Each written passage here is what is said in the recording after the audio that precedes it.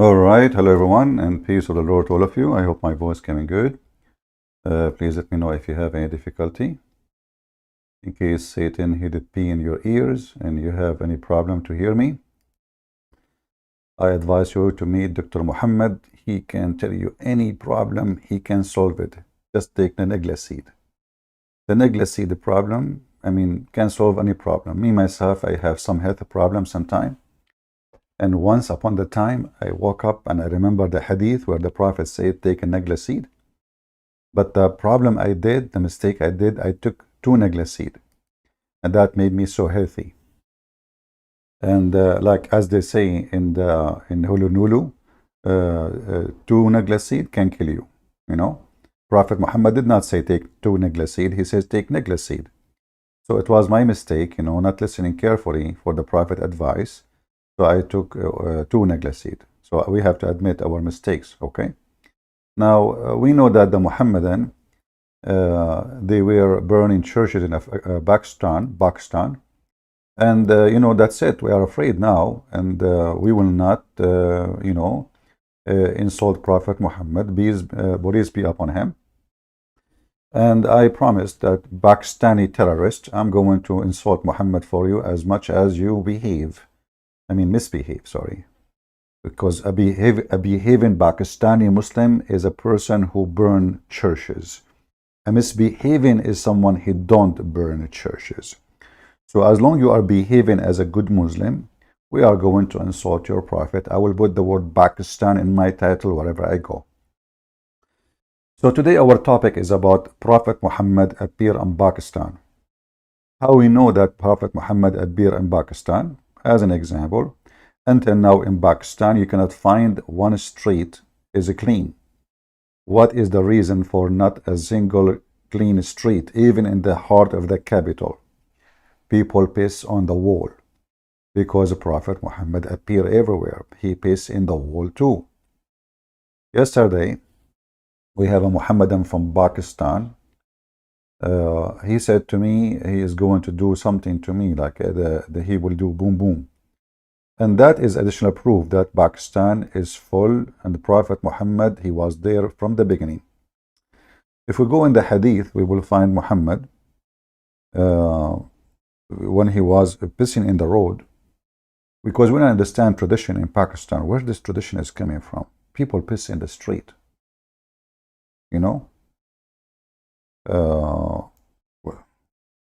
why they are pissing in the street? What is behind this mystery? You don't find that everywhere.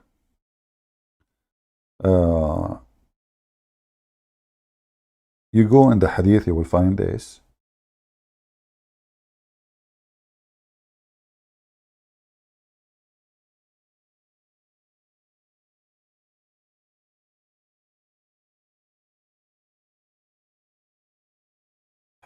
You will see the following hadith, which Muslim, they are saying it's very amazing. The Prophet, he always a best example for anything. So the Prophet, he was in the street. Yesterday when we showed this hadith to the Abdul, he said where it says he is in the street. It says there, a man was passing by and the Prophet was pissing. The Abdul says to me, where it says he was pissing in the street. All right. Let us see here.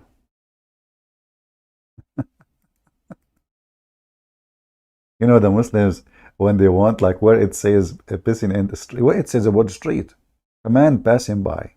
Do men pass by inside your bedroom, inside your bathroom?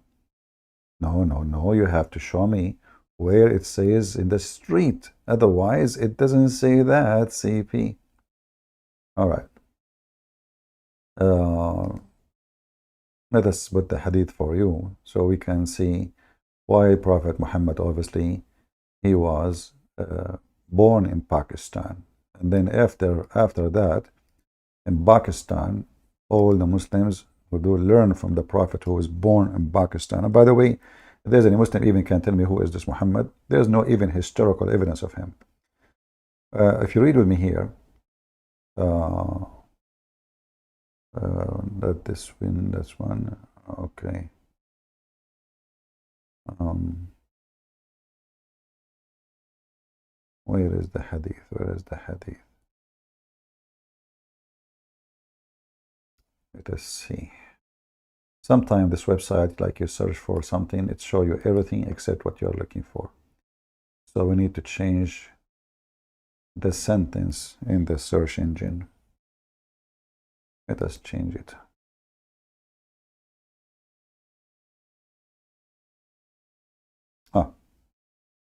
A person happened to pass by the Messenger of Allah, may Allah pray on him and salute him, when he was making water. Only in Islam, when the Prophet he pissed, he was making water.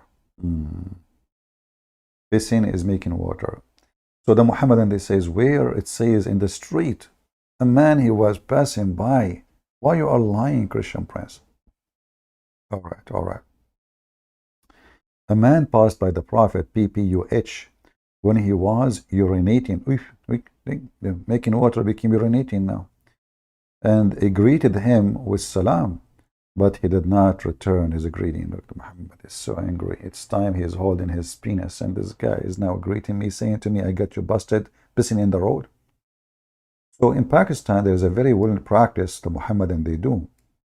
Not only they are always angry and violent, and they kill each other, but they are always pissed off, literally. You know? Like always, they are pissing all over the place. They cannot control their penis and their zipper until they go home. Like you go, like, okay, I want to piss, like when dogs walk in the street, what they do? They want to mark the wall. In Pakistan, the Muhammadan, they mark the wall. It's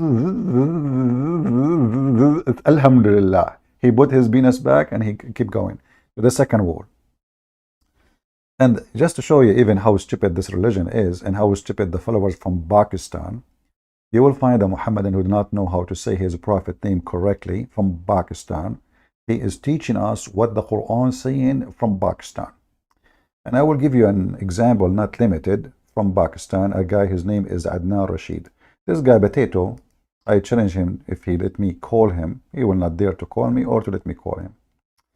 He said that the Quran corrected the Bible. And this Adnan Rashid from Pakistan, who do not know how to read the Quran, who put for us in a video Quran in Arabic, which he himself cannot read, he can tell us how the Quran correct the Bible.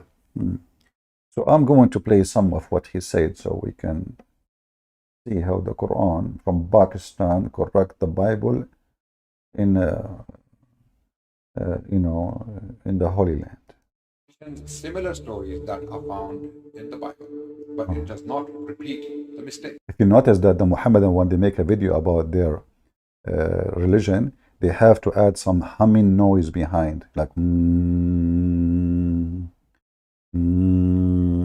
supposedly like they will make it holy, like this is the holy hum. They can't even say a word without echo.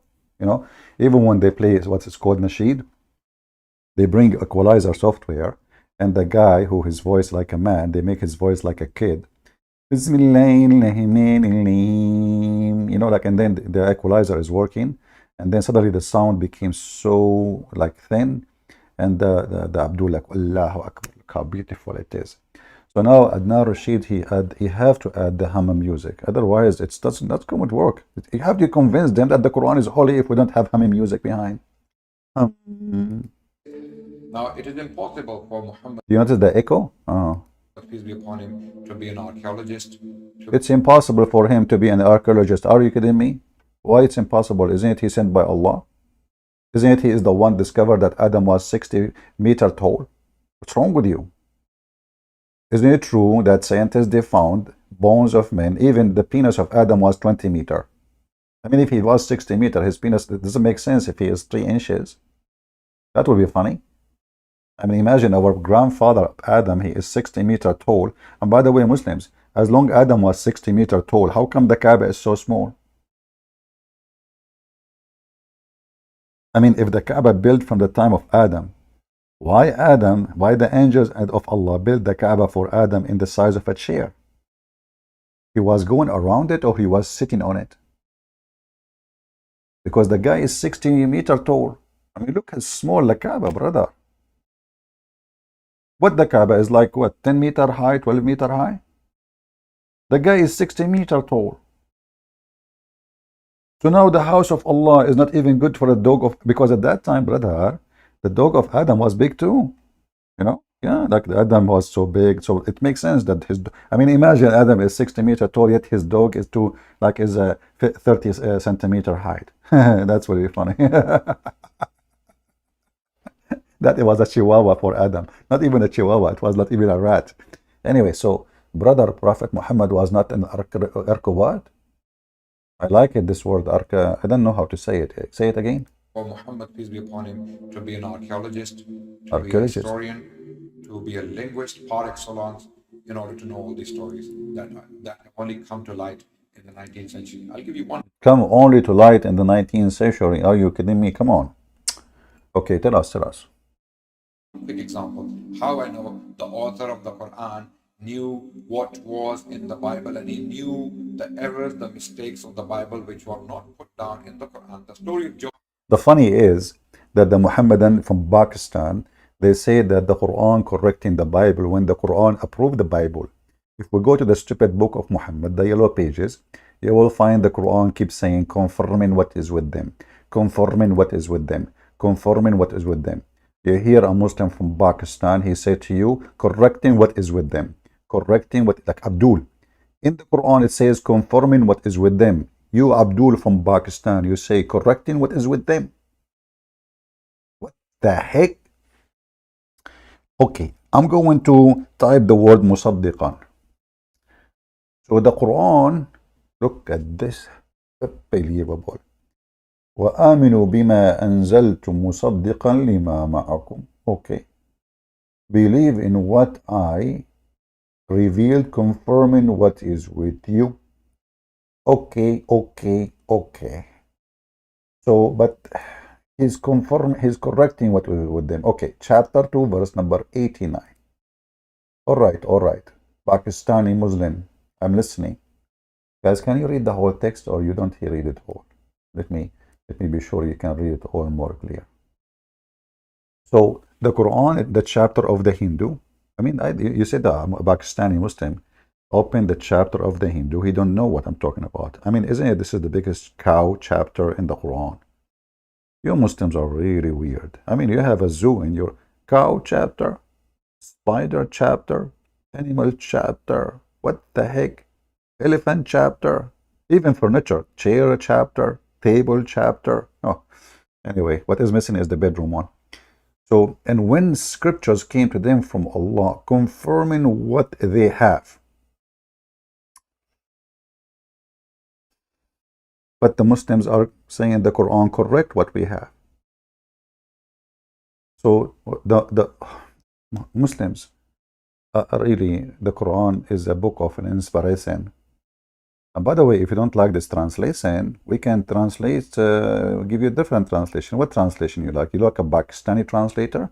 Let me search for Pakistani translator. Hold on. I think Yusuf Ali is a Pakistani translator.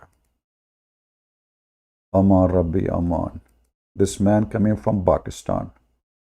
So Pakistani translator Muhammad Yusuf Ali, he says, and when there come to them a book from Allah, confirming what is with them. So Adnan Rashid, he says, correcting what is with them. Allah says, confirming what is with them. I mean, have you ever heard of Abdul is not a stupid? Have you ever heard of Abdul from Pakistan? He is not a drunk, making fun of his Quran.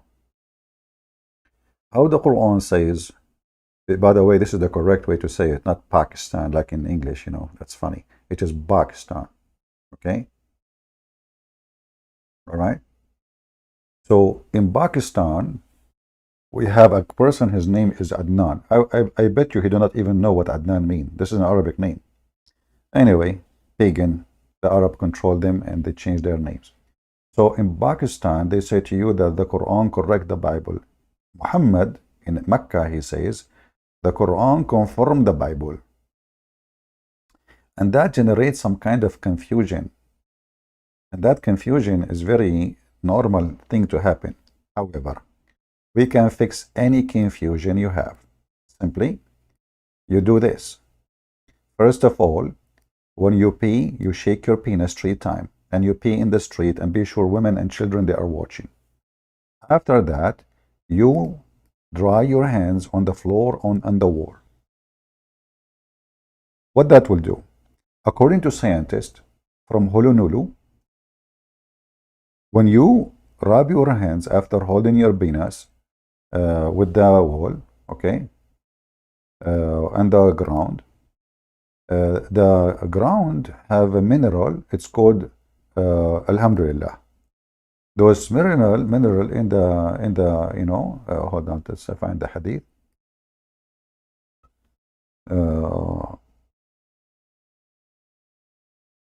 Those mineral, brother,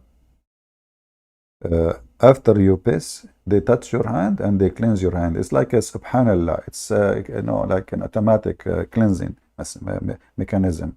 Say takbir, please. Say takbir.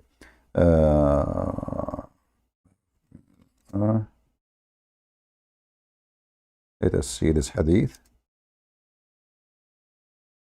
I mean, who can do that? Think about it. The Prophet was not an archaeological, yeah, but he was, yeah, something else. All right.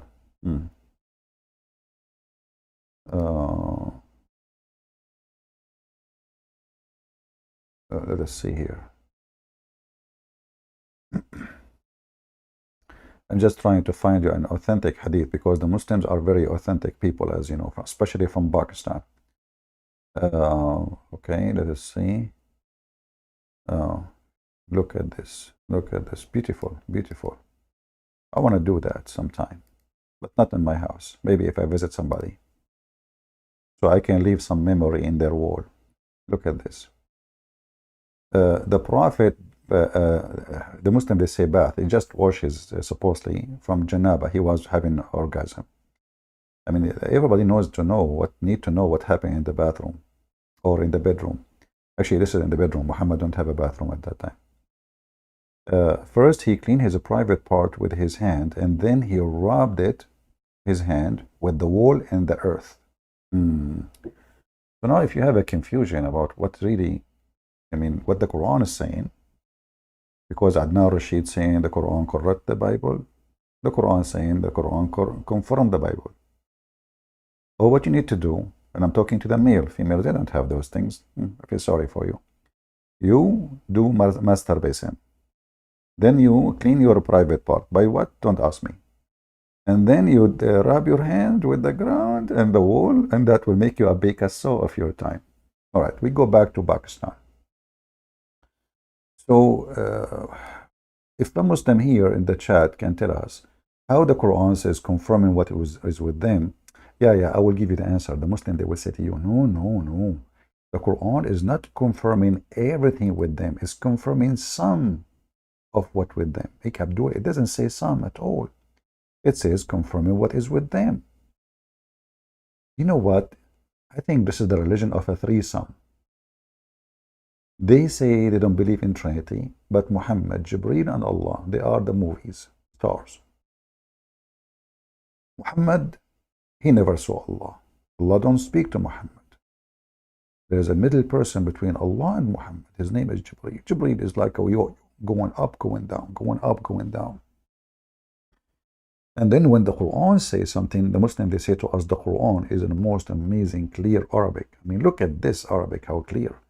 But now we need to fix it. We have to add some. Do you know what I'm saying? Without some, it doesn't work. So we add hum in the background of the video, and we add some between the words in the Quran.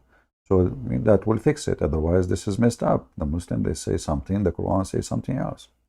Let us go back to Adnan Rashid. Just to show you how Muslim from Pakistan, they try to make an error in the Quran as a science and history. when the fact what he is saying is nothing but a mistake. Joseph, in chapter 12, it makes a distinction between the king of Egypt in the time of Joseph, which was the old kingdom, and the king of Egypt at the time of Moses. Amazingly, the Quranic text makes a distinction between the two kings when it comes to their titles. Amazingly, shockingly, Shocking. surprisingly. I'll give the details very quickly right now.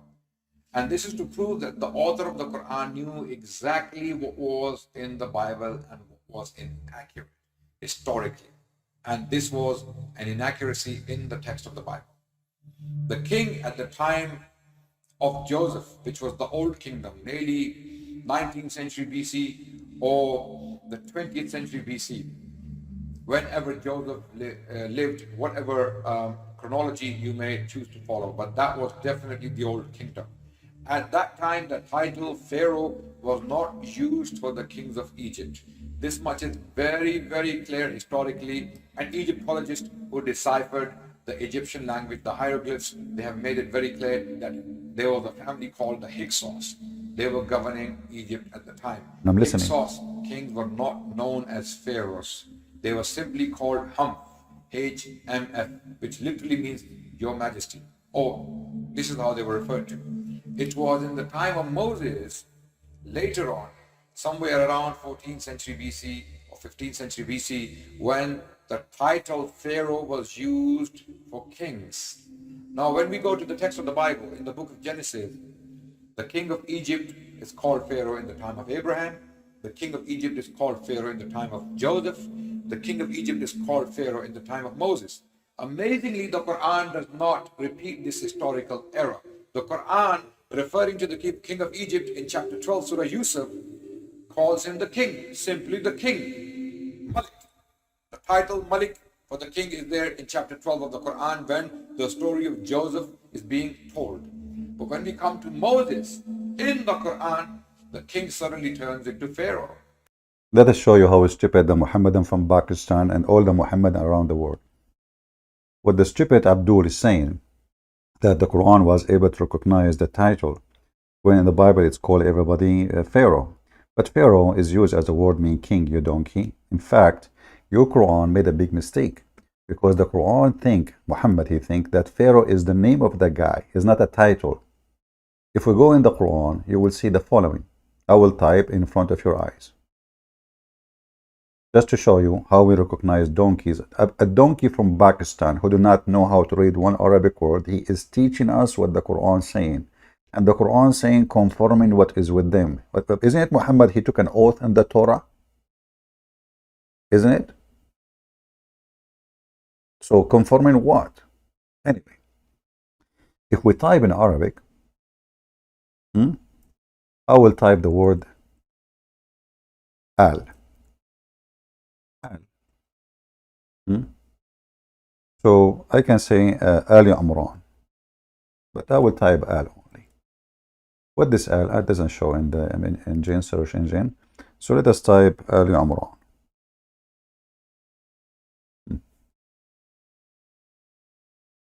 You will notice in the stupid Quran, Muhammad, he used an Aramaic word which means al, which is as a family. So this is Imran, chapter 3, verse number 33. Read carefully. This is the Muhammadan translation, not my translation. So what the Muhammadan translate the word al? As a family. So what Abraham is? Abraham is the name of the man. What al is? Al is the name, is the word mean family of Abraham. And here the same repeat here. The family, Al Imran, the family of Imran. So what comes after the word al is the name of individual, not a title, you donkey. Are you guys listening? Are you with me? So al is a phrase, is two letters actually, which is a word, Aramaic word, present the family, the people, and they are specifically family.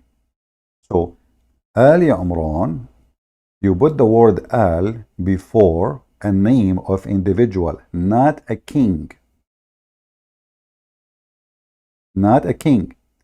You see, when this guy he mentioned in chapter 12, he said in chapter 12, it says king. Okay, well, if both of them they are title, then we should find the word al before both of them. You know what I mean? We cannot add the word.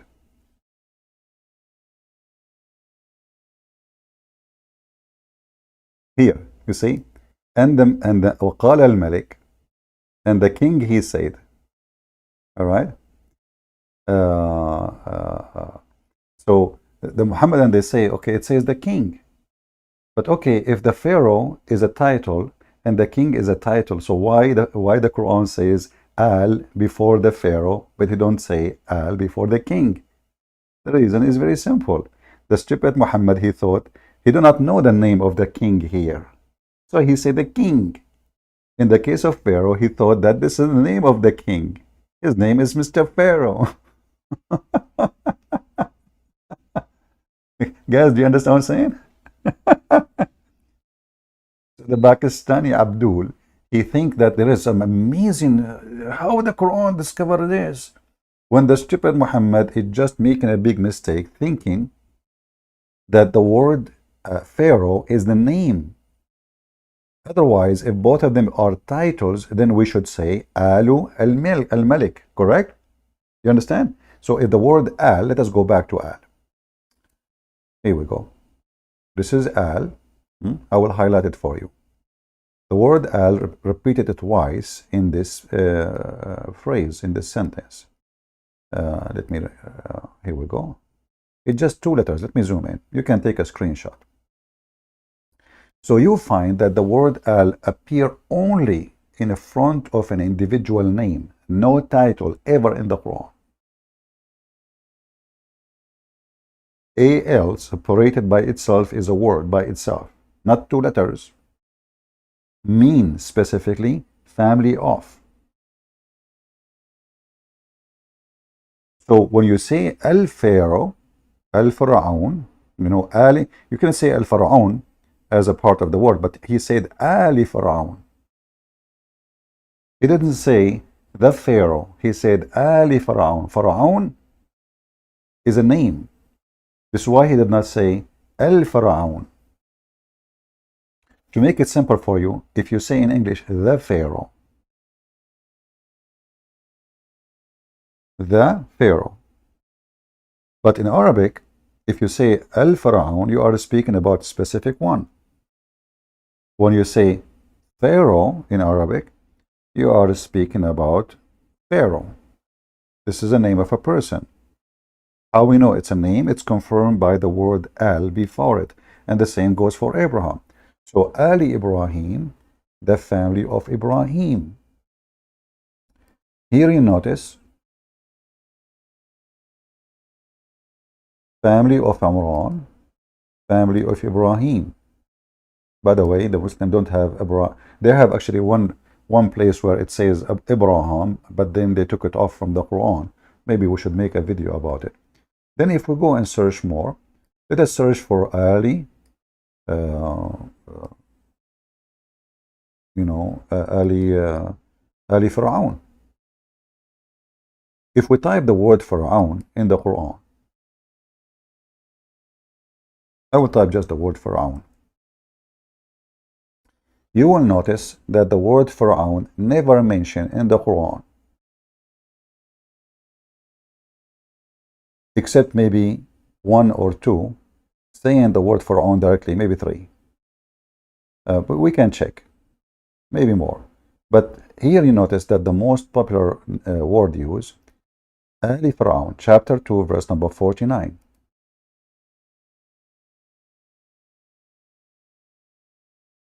Do you see? You don't say people of a king. Let us replace, as long both of them they are title. Pharaoh is a title according to Adnan Rashid from Pakistan. Pharaoh is a title, king is a title, correct? So why here it says the people of Pharaoh? if Pharaoh is a king, what the heck is that? People of Pharaoh? Who are they, those? Then we continue. In the verse after it says, and recall when parted the sea for you, and we saved you, and we drowned the people of Pharaoh again. Not the people of the Pharaoh, people of a person, his name is Pharaoh. Let us go to the Quran more and see the word al appear more. What about we see Ali Musa? Musa is an individual. Here we see, you see when the Quran speak about Musa here, in those verses in front of us, it says Musa directly. Why? Because Musa is a name of a person. But here in chapter 2, verse 48, it says Ali Musa wa Ali Harun. Read with me. Ali Musa's, here we go, family of Musa's. So when you say the word al, you mean people as a family of, and then you put the name of the individual. This is why you don't say in Arabic the Musa, because it's just a name, individual. You don't say the Musas unless it's a title, like in Arabic, like even in English, you say like in Arabic we say Al-Masih. In Quran they call the Messiah Al-Masih. Don't call him Masih. Why it's used Al-Masih? Because simply it is a special person. He is the Messiah. There's no many Messiahs, only one. So Ali Musa's and wa Ali Harun, family of Aaron. You see it? So al always in the Quran come as a word before the name of individual, not a title. Not a title. Are you with me? Now going back to the Pharaoh. Here you will see the word al appear before the Pharaoh. So the word al appear before Abraham, before Moses, before Aaron, before Abraham, before everybody. Al appear before the Pharaoh. Doesn't say the Pharaoh, it says Ali Pharaoh, family of Pharaoh. And this is the Muslim translation as it is. We are not touching it, as you see. And this verse here, 50, chapter 2, verse 50, and chapter 2, verse number 49. So the stupid Adnan Rashid, who don't dare to take a call from me because he knew he would make a pee in his pants, the same as the Pakistani government, they keep sending an email to YouTube to ban my videos. I made them make pee in their pan, even though they claim that they have a nuclear weapon. Hey, Pakistan, why you don't bomb your USA, man? You have a nuke, buddy. Do it, just do it. We are insulting Allah Prophet. How come you want to burn a church of a poor people in Pakistan? Shouldn't you burn America, you coward son of Mut'ah? So here you notice what? You notice the Quran actually making a big mistake. The Muslim, they make it a miracle. Every stupid mistake in the Quran, in the hand of Pakistani Muslim, it turned to be a miracle. You cannot see the text. Why you cannot see the text? I mean, Pharaoh is in the middle. You want to see the whole thing? You just open the verse, Okay, here we go. I will make you happy. Are you happy now? All right, now you are happy. I'm happy too. Are you happy? Who's happy? So now it says, and recall what parted the sea for you. Now, how we can get them more busted? Anyone knows how?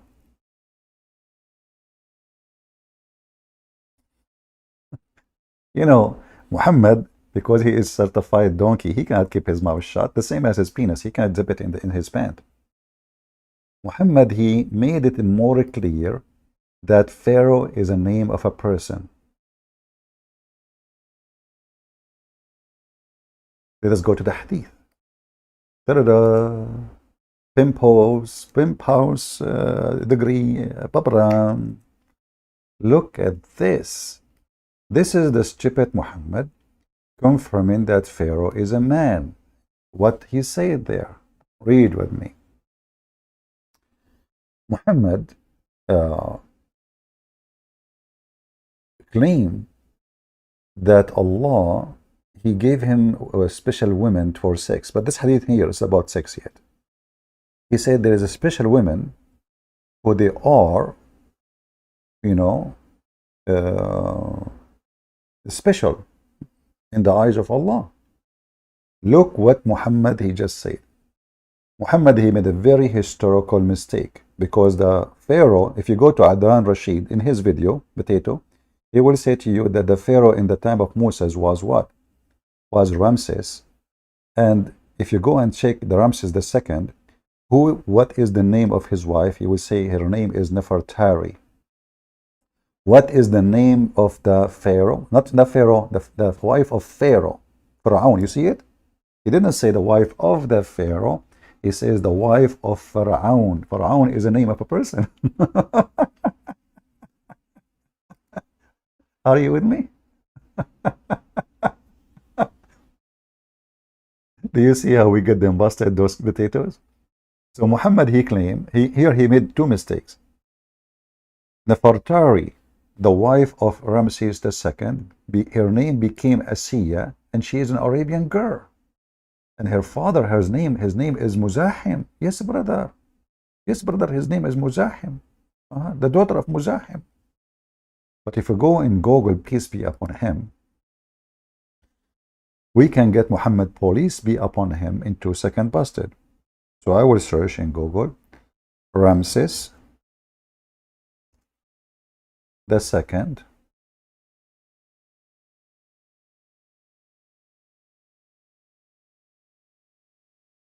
wife.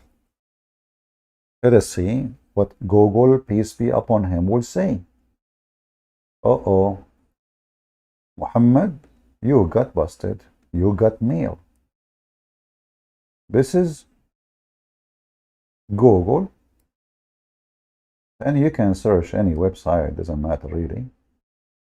The name of the wife of Ramses II is Nefertari. Who? Nefertari. What is the name of the wife of Ramses II, according to the stupid Muhammad? Asiya.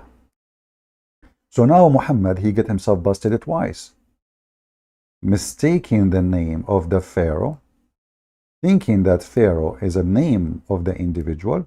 And as you see here, the word is so clear. Even the Muslims did not translate the word in Arabic. They say the wife of Pharaoh.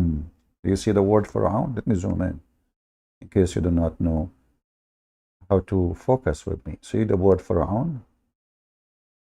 Do you see it? So in a miraculous way, miraculous, that's a new English word. In a miraculous way, the Muhammadan, they changed a big mistake in the Quran to make it an historical correction for the Bible. I mean, how Muhammad, he knew this? How Muhammad knew that Asiya is the wife of Pharaoh, not the Pharaoh? His name is Pharaoh. And what the Muhammadan don't say to you, that in the Quran does not say Pharaoh, it says Pharaoh, which is even wrong name to say. Pharaoh. فرعون يا فرعون أنت يا سلطعون فرعون يا فرعون ترنم ترنم ترنم.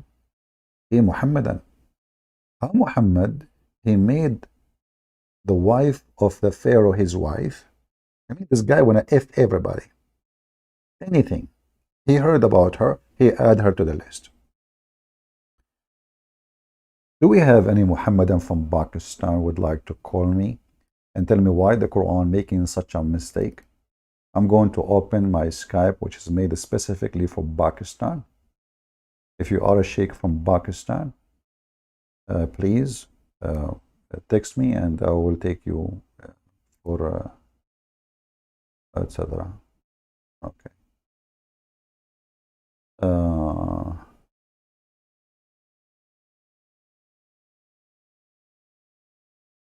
all right. Do we have any Muhammadan from Pakistan? He want to tell us how Muhammad he come with such a stupid, claiming that this is from his God, thinking that Pharaoh is a person name, not a title, and thinking that the wife of Ramses II.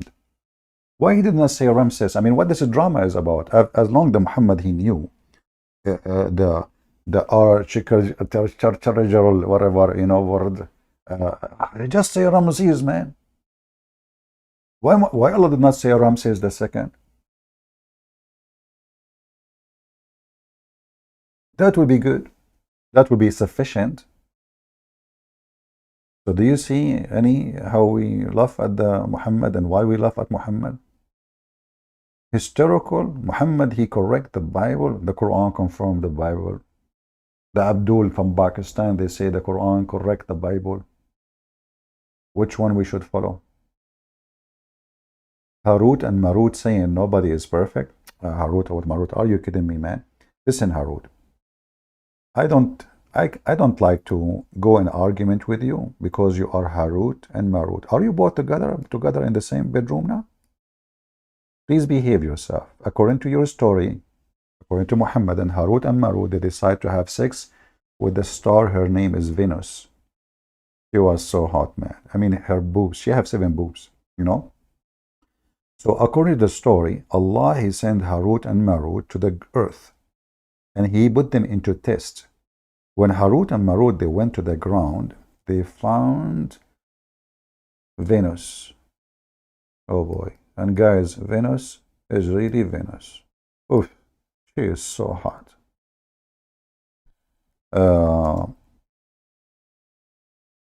Like she was just walking by wearing short, very short skirt. And you know what those short skirts can do to men. So Harut and Marut, they said to Venus, hey, listen, can we just have sex with you? Look how, they are like forward. I mean, those are angels. They don't play games. That's it. Hey, listen, can we do boom boom? Huh? I mean, they are angels coming to earth and they are doing boom boom now. Okay. Okay, so, and then, Venus, she said to them, you want to do boom boom with me? Naughty, naughty, Harut, not naughty, naughty. Yeah. So that's why I cannot speak to Harut and Marut. I have to show respect. Please restrain yourself because Harut and Marut, they teach magic. They open a school to teach black magic according to the Quran. So Mr. Harut and Marut there, they can put magic in any one of you. I'm telling you, I'm just warning you. Look what happened here. The account of Harut and Marut. This is a deep story. I love it, by the way. Let me zoom out so you guys can see it better. Can you see the text or you cannot see the text? Shall I zoom more? I think now it's good. In the explanation of the holy verse, it said that shaitans used to teach magic that was sent down to the on the 2 angels, Harut and Marut. This is why I'm telling you, watch this guys, Harut and Marut, they are dangerous. He can put magic on you, Yeah. And where they came down, Harut and Marut? In the Babylon Tower. Makes sense. I mean, how you can come from Allah, sky, you go down in the Babylon Tower, Yeah. So they like, okay, in the Babylon Tower, all right. And okay, and then they get in and, they start opening school. And those 2, they taught men, they did not teach anyone magic until they make them sign a disclaimer, okay? And they said to them, surely we are a trial. Therefore, do not be a disbeliever. Even if the man learned from them those two magic by which they might cause separation between the man and the wife. And here you notice the wisdom of Allah. Allah, he said, man life is boring. Women life is boring. Let us make it more action. So he sent Harut and Marut. And what is the purpose of the black magic? Is to make the man and the wife fight. Subhanallah. Allah is all merciful, all knowledgeable, and all wise. Hey Allah, why you want the man and the wife fight each other and get divorced? So now if you are divorced and you want to know who is behind it, It is Harut and Marut, which is sent by Allah to open a school of Harry Potter. And now those people, they are using the broom, you know. That's why you see all in the cartoon, they see the broom. This is a real broom, you know. It's a magical broom, you know. So they point the broom at you and you fight your wife. Like anyone, they point the broom at you know, and you, like me, myself, the guy with the black magic Harut, he point the broom at me and I fight my wife. But I told him I don't have a wife yet. He said later you will fight with her. So anyway, I'm expecting it to happen in the future. So look at this amazing story. This is the Muslim correct the Quran, correct the Bible. Look at this. Look at this. Allah sending angels to teach black magic, open Harry Potter.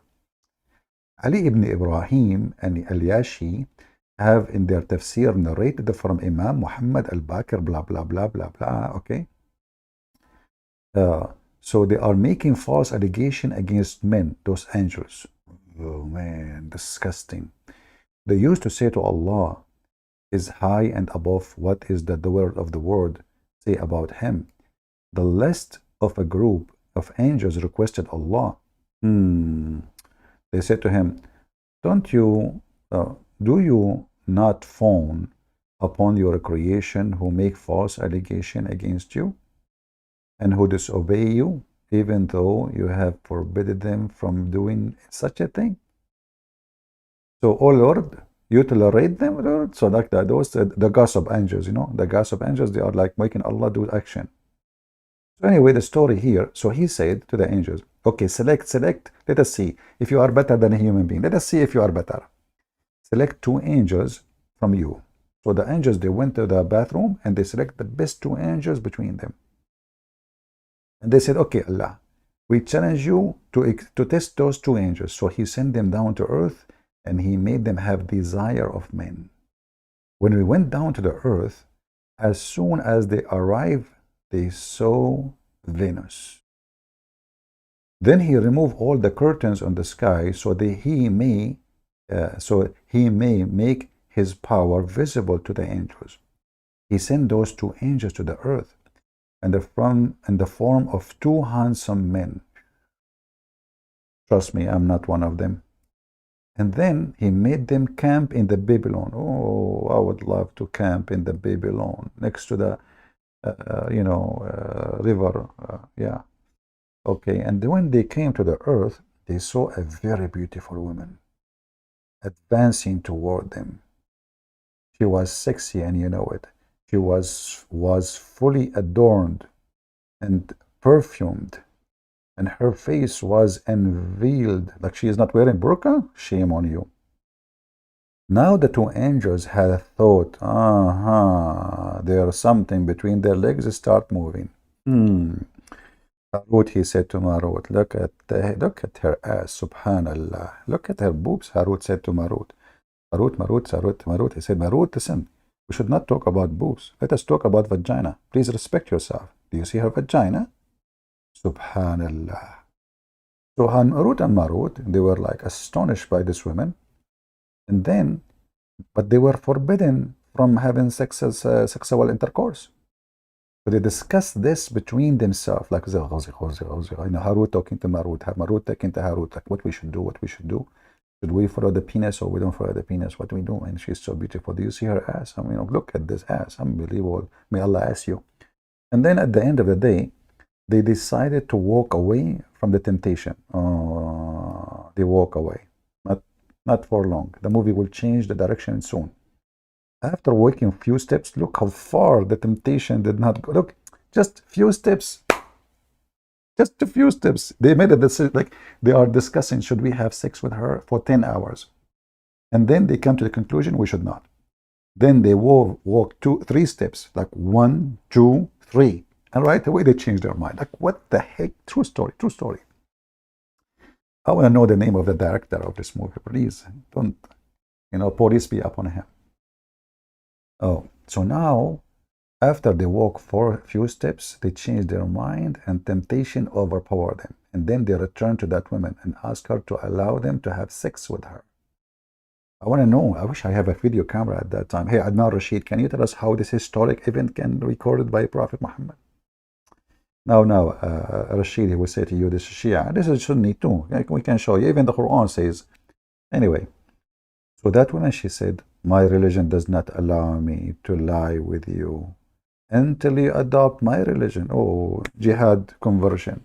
Yeah, this woman, she is doing jihad love. You want to sleep with me? You have to convert to my religion. Isn't this what the Muslims they do? All right, all right. And then they inquired her. I remember once a Muslim woman, she said to me, I don't mind, by the way, to sleep with you, but you have to convert to Islam. I said, did I ask you to sleep with me? She said, no, I'm not. I'm just saying. I'm just saying. I mean, what an offer, you know. Anyway, how you turn such an offer off? That's, you know, they clean everything there. So then the woman, she said, you cannot, I cannot sleep with you. She's conservative. She's religious.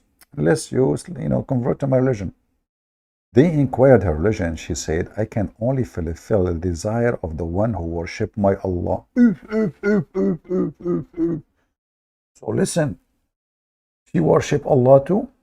Is that different Allah from your Allah? Oh boy, so what the problem? They worship Allah too. Do we have any Muhammadan?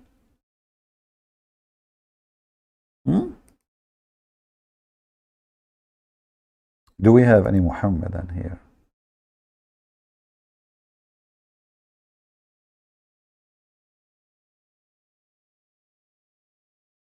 Anyone? No Muhammadan from Pakistan? Okay, what from Afghanistan? What is it from Tolistan? Iranistan? Anistan? Maristan? So anyway, so they consulted again, and the desire overtook them. Look at them. I mean, you know, they want to have adultery. They are so horny. Sick angels. And then each time she asked them to do something, look, she made them drink wine. She made them go down to the idols. All of this to have sex. Look, I mean, sex. I mean, a lot of requirement. And look what the story says. Having, okay, they confront us drinking wine, having illegal sex. Illegal sex? So angels, they have legal sex and illegal sex? Okay, two angels at the same time having sex with this woman? That supposedly can be legal sex? Anyway, who wants some coffee? I'm drinking coffee. In the prostrating before the idol, they say to the women, verily you have proved a big trouble for us. Look at this woman, what she did to them. Why you do that? Why those women? Who sent her? Who sent this woman? You will find later that this woman, she's sent by Allah. So beautiful story. I don't know how I can express for you that obviously history always corrected by Prophet Muhammad and Allah. And then, so this woman, she said to them, then that woman told the two angels, I swear by my Allah, by my Allah, that this man knows you, and I am aware of your place, and has gone to disgrace you. So when the man, he entered the tent, he found them naked, and they want to have sex with the women. She told them, don't go after him. He is going, look, she took them to solitary place. Man, this man who is a beggar, he entered the tent, and he saw the two angels with a small, tiny penny. You know, like, what are you doing? Why you are naked, angels? You are going to have sex with this woman. So the man, he closed the door of the tent, and he decided to go in the bazaar to get them busted in the Babylon. And by the way, at that time in the Babylon, the bazaar market was so busy. A lot of people doing shopping. It was Halloween, you know. So anyway, the man, he told them, okay, because they are drunk now, and he will tell the people they are drunk having sex with this woman. So suddenly, they readied to lie with that woman, when suddenly a beggar entered the place. This is an Indian movie. You know, like in Indian movie, you see two guys, A female and male, they are dating secretly because their family don't approve the relationship, because the boy is poor, the girl is so rich, and they decide to meet in a very solitary place, nobody knows about it, and then suddenly in the Indian movie there's a 20,000 people dancing behind them. Please don't ask how they appear and why, but remember, nobody knows about this date, not even their mama, not even their dada. And then suddenly the 20,000 Indian, they are dancing the same move. And even they fly with the wind. And the woman, she changed her clothes 7 times, 8 times during the song, even though she came just with one dress. But remember, it's an Indian movie. I mean, Muhammad is the first Indian movie provider, producer. So here, when they decide to have sex with the women, you know, in the tent, the baggery opened the window, like, what the heck are you doing? And I saw you, I saw you, I saw your willy, you're so small, willy. Look, look, look, you are an angel, look how small your willy. So the angels now, they told him, she told them, listen, go get him before he go and tell everybody. So those two guys, they went after the guy to kill him. Look at this story. He said, I swear by my Allah, this man knows you and is aware of your place. Huh? They live in an apartment? Okay. And has gone to disgrace you, both you and me. So I will not draw near you. You must kill him. Look how evil this woman, man. Oh, man. Women, what you can say. So that may not be able to disgrace us and come back to me. So kill him and go and do boom boom. So those guys, they run after the man and they kill them. Look, those two angels. Look how, Harut, are you there? Harut, why you don't call me and approve the story for us? Is that what happened to you, Harut? We have Harut and Marut in the chat. I don't know why you don't call us. Hey, Adnan Rashid. Historical event, huh? When they returned, they did not find the women. She made them kill the guy and she disappeared. She took their wallet. They returned, they did not find the women, and they found that suddenly their clothes have fallen. Oh boy. This is what happened to you when you go in a very hard diet. You wear your pant and you lost like 20 kilograms. What you expect? Your pant will fill it down and you will be exposed. So now Allah, He made them naked. Why? Because simply they commit a great sin. And they had intense feeling of shame and sorrow. True story. True story. However, the story have more windows and doors. All right? Because the Muslims, they have millions of stories about the same story. Because Muhammad, he cannot keep his mouth shut. He have million stories of the same story. As you see, if you keep reading, you will see how many story there is about the story. So here, this is the third version of the story. Very beautiful woman. But who is this beautiful woman? Who later she was able to take the password from the angels to go to the heaven of Allah. Venus. Venus, brother. How many of you heard of the star Venus? Give me one if you heard about star Venus before. What is the story behind star Venus? Do you know? It's the same what they are saying here.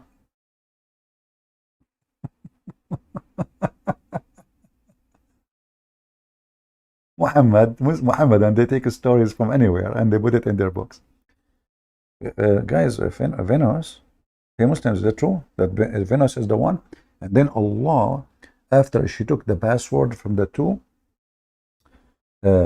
angels, she went up to heaven. But Allah, He got the alarm system. You know, the Quran says, if you try to spy at Him, Allah will shoot them with the star. You remember? Flaming fire. All right? So when this woman, she was able to get the password, yeah, Venus. What's wrong with you people? Show respect. You see, guys, don't insult Venus. I have to tell you, there is a relationship between me and Venus. All right? I mean, why you are rude? Here we go. It's in front of you. I did not make it up. Al-Kawa said, enlighten us about the red star that is Venus.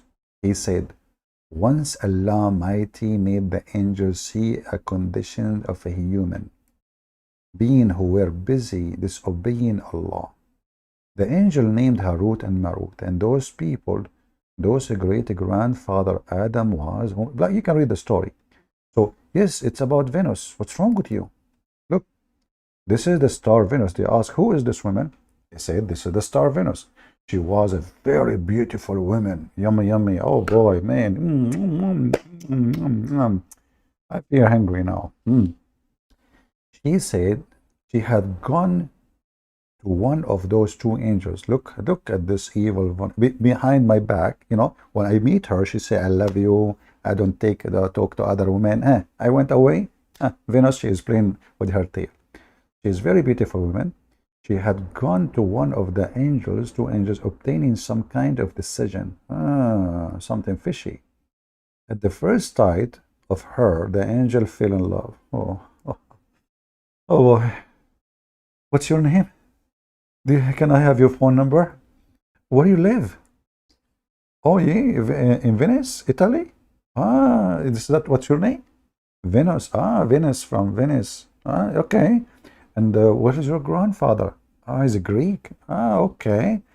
So the angel, he saw her right away. He felt apart. Like, what the heck? Look how beautiful she is. So hot, so mummy, yummy. He could not hold himself. And then he fell in love with her, and he told her the truth. That is with you, my judgment will be in your favor. But only when he gave me the control over you. The women promised to do so in fixed time of them to meet. Then we have a date now, but you have to give her some secrets. So listen. And when she went to the other angel. She is playing games. Now she went to Harut. First went she Marut. She went to the other angel, and the same thing happened to him. She gave him also the same promise and fixed time of them to meet. But look what she would do. She would make them meet in the same time. Women, man. So Adnan Rashid from Pakistan, he is going to date Venus with Lili Dawa from Turkey. But Lili Dawa, he do not know that Adnan Rashid been given the same date. Okay, brother. I'm ready. I like it. And then when both the angels reach the Venus, that appointed time, they saw each other, and now they felt like, what the heck? What are you doing here? He said, what are you doing here? No, I'm asking you, what are you doing here? So now both of them, they got busted. So she got them busted both in one, like, look how smart this woman is anyway. And then soon, decency went away from them. And one another, I have come here to have some purpose, same purpose, or which you have came for. So both they asked the women to allow them to have sex with her. Look at that time. I mean, this is the angel of Allah want to have sex with the women at the same time. Okay. She made them prostrate before her idol and made them drink wine. Got a beggar killed by them, and then finally told them that she will not please, she is decent, she will not be pleased with them until they teach her the way of going up to heaven. Look at this, brother. I mean, look at this. Look at this. Now, those angels having sex, don't want to have sex. They are desperate. They will do anything. So now she said to them, okay, you want to do boom boom? Huh, honey? Okay, look at those legs. Look how beautiful. Look at the breast. Look at the breast. Da-da-da-da, da-da-da-da. Boing, boing, boing, boing. She started shaking them. And those angels, they lost their mind. So she said, if you want to play with them, you have to tell me the secret to go to heaven. Which makes sense. I mean, everything have a price. Hello? Now those two angels, they used to decide people dispute during their day and go up to heaven at night. Oh, so they are working in the earth, and they decide between people, but at night they go up to heaven. Oh, like boom, boom, like going up, down, go down. They refused to teach the women how to go to heaven, and in return, she did not fulfill their desire. At least the angels agreed. The angels, they could not take it for long, man. I mean, they cannot keep their penises in their zipper. They agreed at least to wish, last wish to the women, and also taught her how to go up to heaven. Oh no, oh no, oh boy, big mistake, big mistake. Can somebody call Adnan Rashid from Pakistan?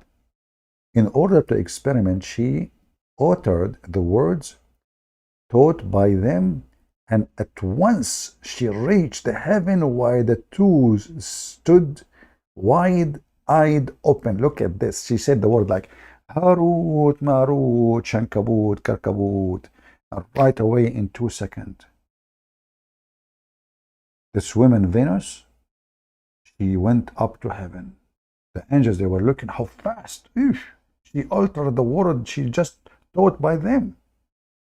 In less than a second, man. What are you talking? There's no second. It's so fast, like a blink of an eye. She is up in heaven. And then Allah, look, Allah is watching, brother. Then Allah turned the women into the form of a star. And now we told you the historical, archaeological history behind Venus. Adnan Rashid, are you there? So your stupid prophet, he thinks Pharaoh is a name of a person. You make it history correction. Your stupid prophet, he thinks that the Pharaoh is a person and his wife is a Sia, when the wife of Pharaoh, the Ramses II, is Nefertari. And those Abdul, they say to you, the Quran correct the Bible. Brother, how the Quran knew that? Nefertari. Nefertari is became a Sia, and Pharaoh is a name of a man. It's not a title in the Quran, you liar. Do we have any Muhammadan here have any comment about what we said and shared with you? Oh, I don't know. I think the Muhammadan, they have the right to remain silent because we have overwhelming evidence against their stupid prophet. Any Muhammadan? Mayday.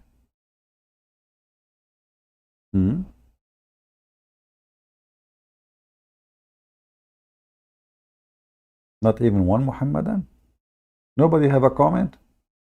So do you see how you Muslims lie about your religion and your book? And do you see why we are the Arab Christians? You know, by the way, Arab Christian doesn't mean people they are Arab. You know, I mean, Arab is not even ethnic. I mentioned that many times, right? Arab is not even a group of people. Arab is a word of anyone who live in the desert. Have nothing to do with ethnic group. But just a correction for what people says to you. Do we have any Abdul want to say anything?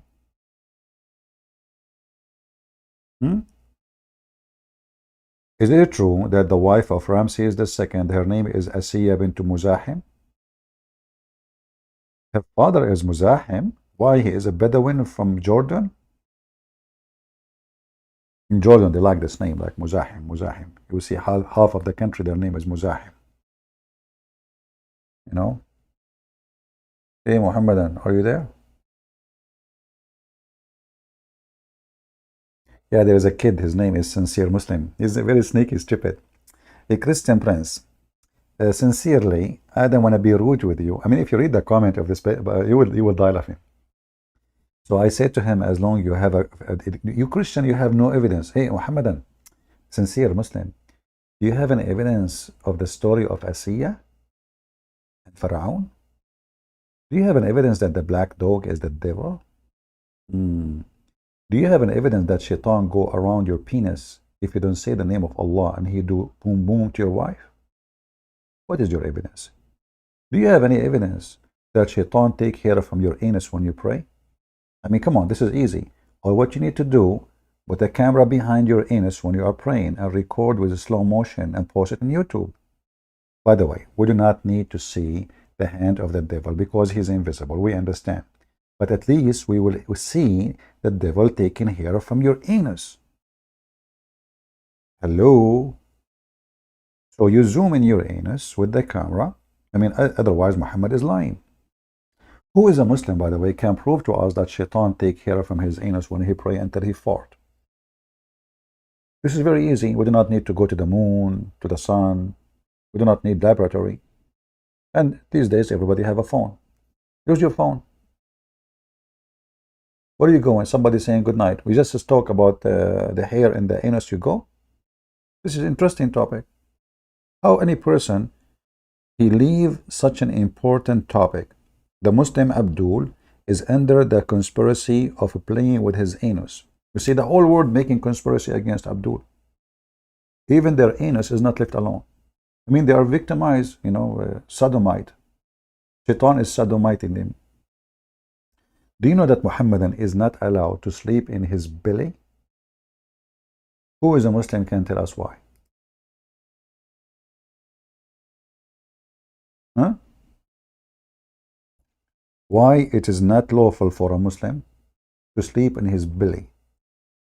Is it true Shaitan would do boom boom to you? Muhammadan?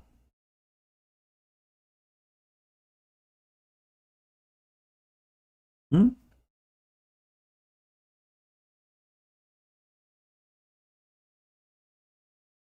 Hmm.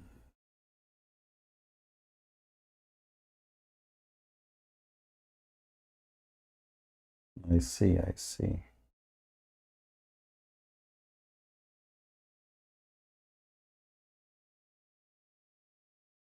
Mm-hmm. No Muhammadan?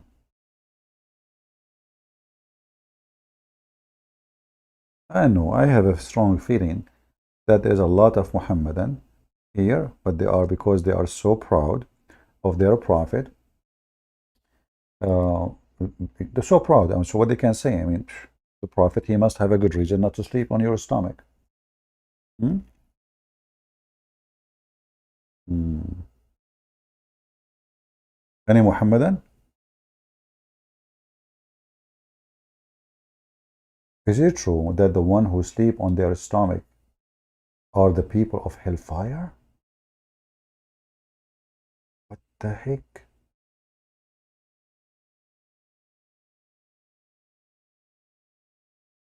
Muhammadan is true? Let me see if I can find the hadith for you in English. Hold on, hold on. Um,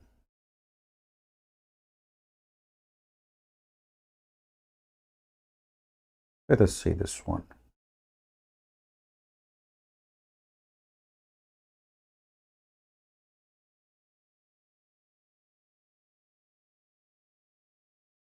Look at this.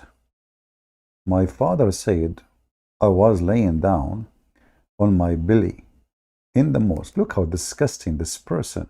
Not only he is laying down, he is laying down in the mosque. Sometimes people do crazy stuff. I don't know. I don't know really how stupid a human being can be. So my father said I was laying down on my belly in the mosque when someone shocked me with his foot, like he said, laying down in this way, is this approved by Allah? Hey Muslims, what is the problem? Any Muhammadan can tell us? What will happen if you sleep on your stomach, Muslims? Why Allah disapprove it? So you Muslims, so if a Muslim woman, she sleep in her, I mean, what the heck?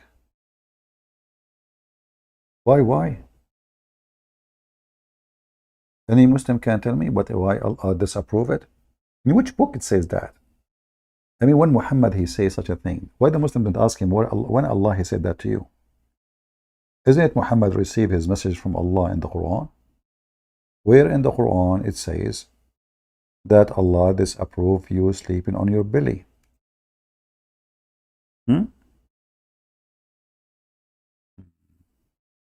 Any Muhammadan?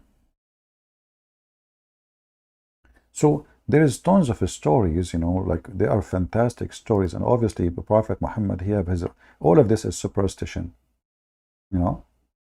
In different hadith, actually, Muhammad, he said that this is how people of fire, they sleep. And he meant, you know, like, if you want people to do boom boom to you, okay, you sleep in your belly. Obviously, Muhammad, he was a decent man. He is not filthy minded. Look at this one. The Prophet SAW passed by me, and I was lying on my stomach. He knocked me with his foot and said, "Oh, Janab, yeah, idiot. Jandab, what are you doing? This is how people of hellfire lie." Okay, hold on, Abdul. If this is how people of hellfire lie, well, that means this guy is in hellfire now.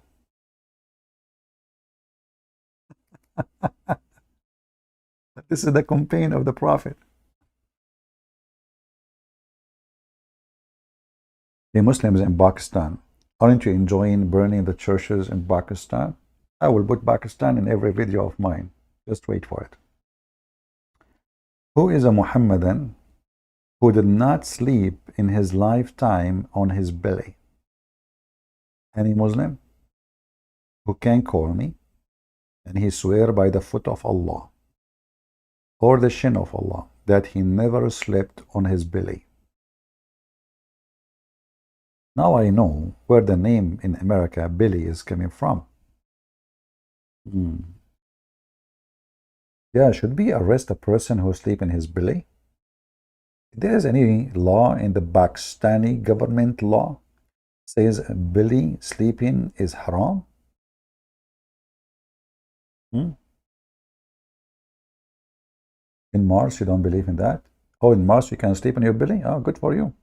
Well, in Pakistan you cannot. If you sleep in your belly in Pakistan, you are from people of hellfire, and the Muslims will burn your house. And I bet you every Abdul in Pakistan, he sleep in his belly. Any Muhammadan?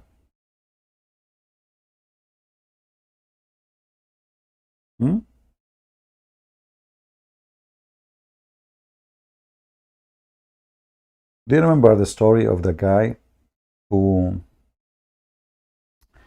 the funeral, there's a funeral. So Abdul, he died, supposedly.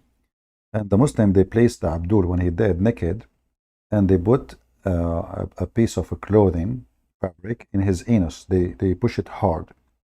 The reason they do that, because 99 dragon, they will go inside the anus of a Muslim when he go in the grave if they don't have that fabric in his anus. But the story here says that the person, he died supposedly, and they place him on the table. And then one believer, he says, this brother is not dead. The other Muslim, they said to him, how you know he's not dead? He said, do this. And he placed his finger in the anus of the Muhammadan, and he said, it is warm.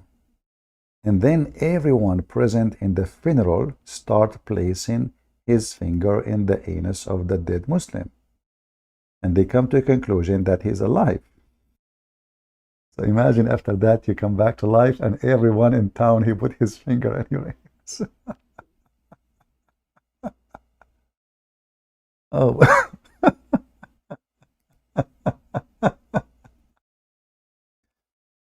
So brother, when the Muslims, they put their finger in the anus of the guy, did they put him in his belly? I mean, how they put their finger in his anus?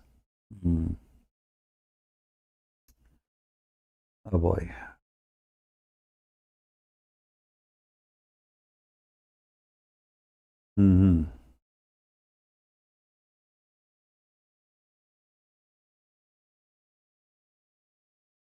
Any Muhammadan?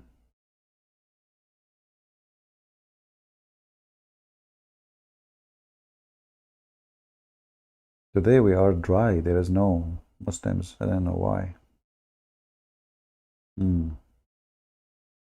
But as you see, Islam is full of historical events, and all of them, they are recorded in history books, and they are really, really truthful. Really, really truthful. Hmm. Yeah, actually, finger licking, by the way. We are talking about fingers. After the Muslim, they put their finger in the anus of this guy, and then they want to eat because in funeral, Muslim funeral, they eat too. So what they do after putting the finger in the anus, they lick their finger.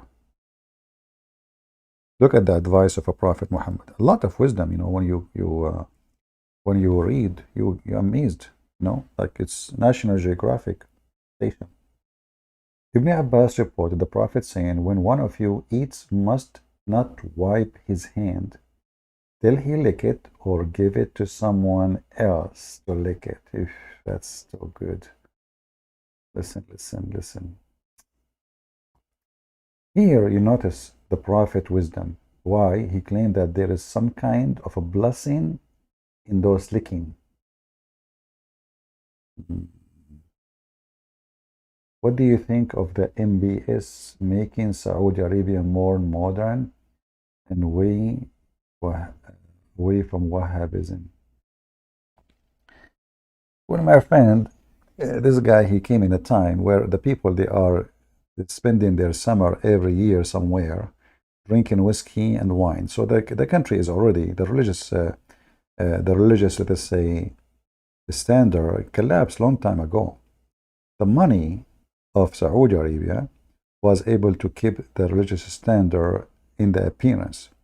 But behind the scene is collapsed long time ago. He's not doing anything. In Saudi Arabia, people, they take drugs. I mean, just search right now how many people die every year from drinking perfume. You drink perfume. So he did not do anything really. He just understood the situation. And in order to preserve their place as a royal family, who they are not royal, he have to move on. Otherwise, he will collapse. And he is not making the country moderate, In fact, Saudi Arabia, nothing changed in it. Yeah, I mean, women, they can go without hijab now.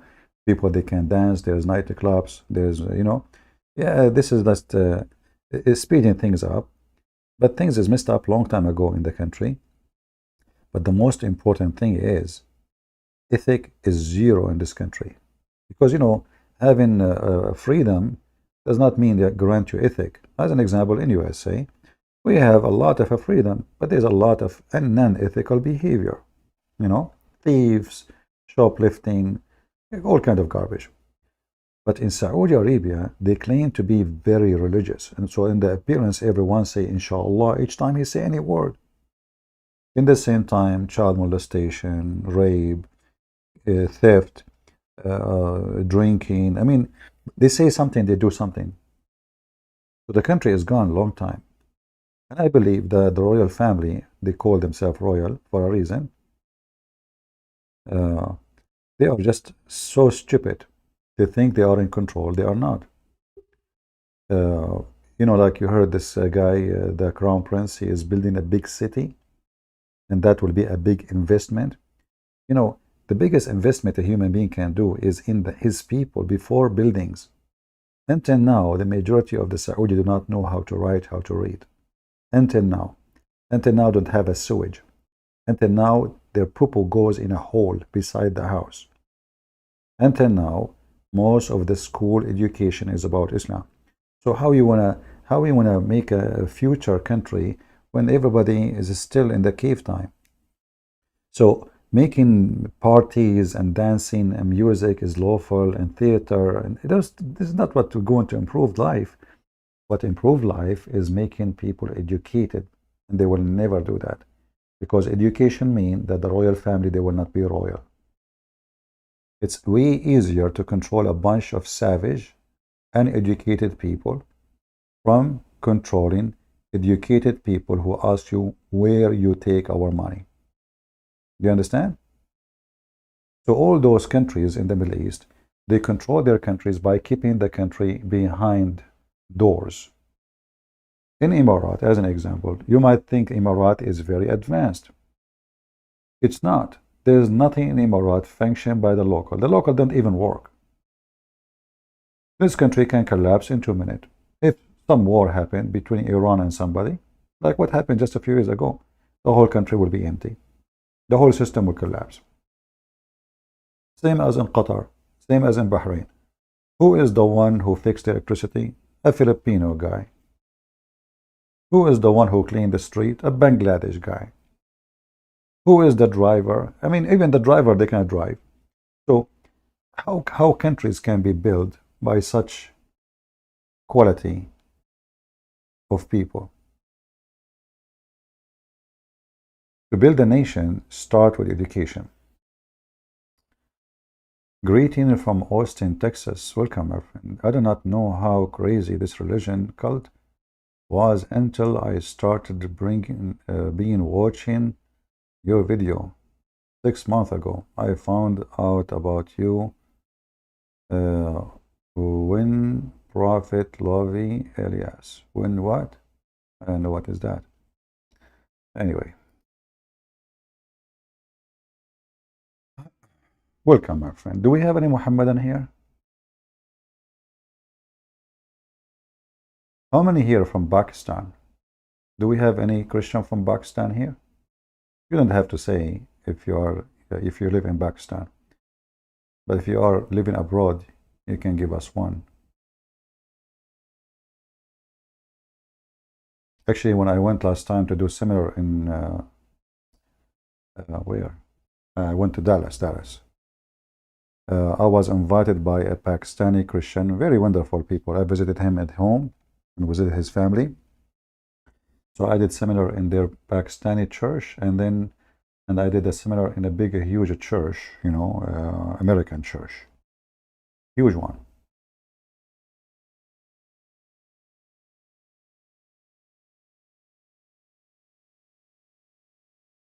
Do we have any Muhammadan? All right. Today we will make an exception, and I will take calls from Christians. Who is the first Christian wanna call me? As long as we have no Muhammadan, and you guys keep asking me if you can call. Welcome from Canada. We have people here from around the world. Me, myself, I am from Honolulu in Pakistan.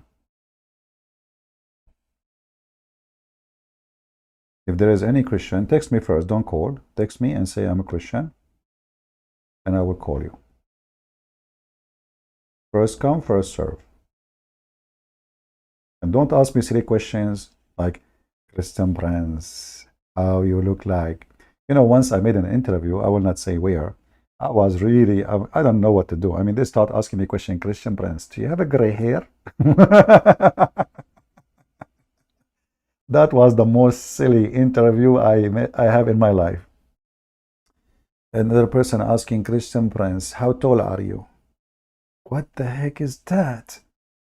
Brother, I am 60 cubit tall, but sometime after I eat the cheese of Alice in the Wonderland, I shrink.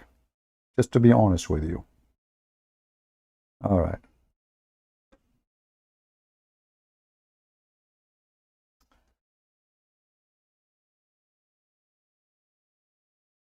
All right. Okay.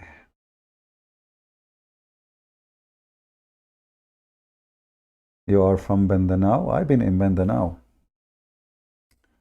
There is a lot of Muslims in Mindanao. I went actually there. There is a market. Like I have a problem with the phone. They told me there they have like a phone repair. I went there. I found a lot of stores owned by Muslims, and most of them, the one who is in charge is a Muslim homosexual. They call them lady boys. You will see the guy, he have long hair, talking like a girl. Hello, hey sir, how are you doing? How I can help you? I'm like that. What the heck? So I took my myself and I escaped the scene before something, like before somebody record me going there. Like, a Christian Prince going to the mall of the Abdul lady boys. And the funny is, you will see the lady boy sitting next to him. There's a woman wearing hijab. Look how conservative they are. Unbelievable. Why you are using the number of the beast in your username? Arab for Christ. 666. Oh, there's not such a thing, my friend. Arab for Christ 6666. It's Arab for Christ. Why you are using the Antichrist name? Oh. Do we have any Muhammadan here?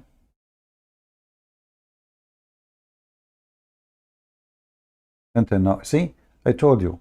When I say who want a Christian when I call, nobody texts me. If I'm not saying Christian can call, they will say, can I text you? Can I call you? Christian friends, can I talk to you? Now we say Christians can call.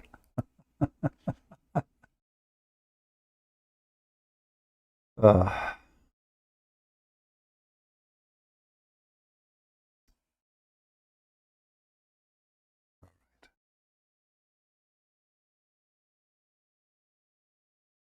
do we have any Muhammadan?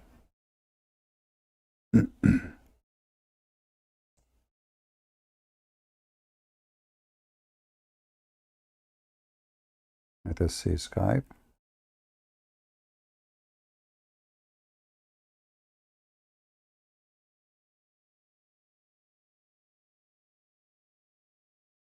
The one who is saying why you use the number 466 in your name, you are a scumbag like your prophet.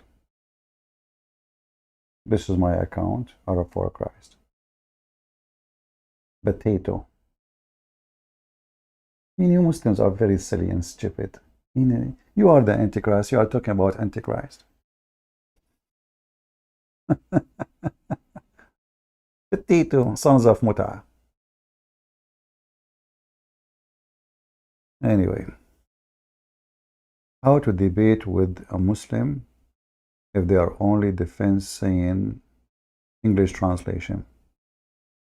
No problem. Ask him what translation he agree with and hold him accountable for that translation. Then use it against him.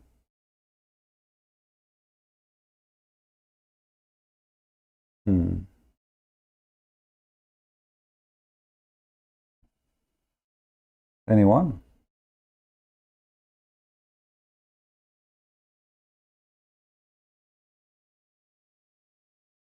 Ah, he's talking about the email there.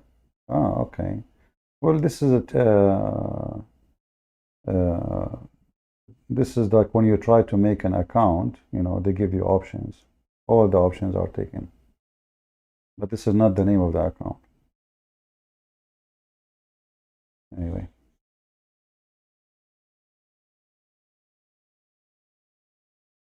We are here to fight the Antichrist.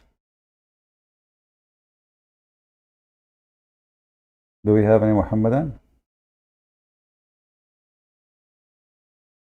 And you can take it this way. We are here, the account to find the, Antichrist. Isn't this what we do here? Hey guys, you are texting wrong account. My account I'm using now is the one you see in the info of the video.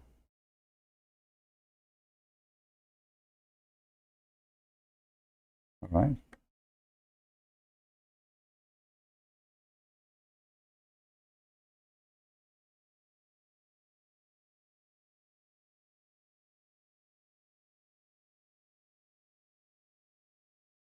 Any Muhammadan?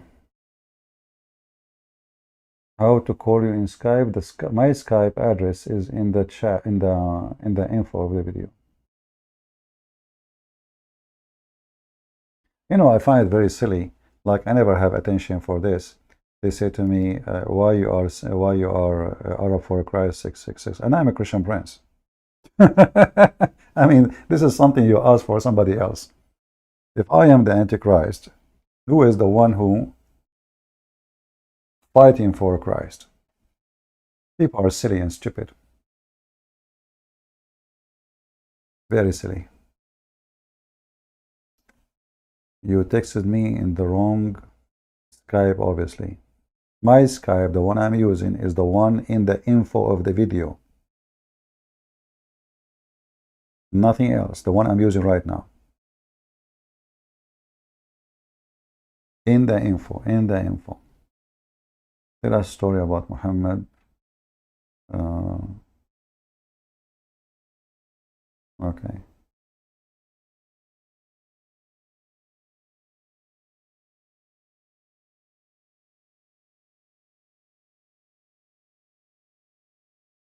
Pakistan are even giving me death threat for converted to Christianity. Well, they are losing ground anyway, and people are leaving. You know, the Hindus and Muslims, I find them the same way. Like, the one who made a post saying that 100,000 Hindu left Hinduism because we give them bags of rice, you know. But the Hindu, by making such a statement, he just insulted every Hindu. He's saying that you Hindus leave your religion for the sake of a bag of rice. So I answered him saying, okay, well, give them 2 bags of rice, they will come back. Get them back. As long as that's why they left, it's easy to bring them back. Just make it 1 bag and 1 kilogram more than what the Christian give. Very simple. But when those people, they are trying to fight Christianity, they say stupid things which is insulting to their belief. Because what kind of a belief? People will leave it for the sake of a bag of rice. That means you don't have a religion, you don't have anything to hold them. A bag of rice will make them. This reminds me of the Muhammadan. They say, I used to say for fun, I say, because no Muslim call me, I said, give me 1 Muslim, I give you 5 hamburger. But I'm joking, we are on the internet. The Muslim, they recorded me, and then I went once to a Muslim chat room, and they say, Christian Prince, we got you busted, we have you recorded, now we know how you make Muslim leave Islam. I said, how? And then they played my voice saying, give me 1 Muslim, I give you 5 hamburger. He said, how you explain this? So I took the microphone. I said, okay, give me the microphone. So I took the microphone. I said, well, thank you very much for saying the truth. You Muslims, you exchange your God Allah for the sake of 5 hamburgers? And then they got so upset from me and they never played that again. I mean, look how stupid they are. My friend, you did not send me any message. You are sending it to the wrong account. Let us see. I have messages from long time ago, and now no new messages from anyone. The admin is posting my account. Guys, admins, are you posting the account which is shown in the info of the video? The one is in the info, nothing else. Maybe you guys are getting the wrong. Hold on, maybe the one in the info is wrong. Hold on. Maybe it's my fault. Give me a second.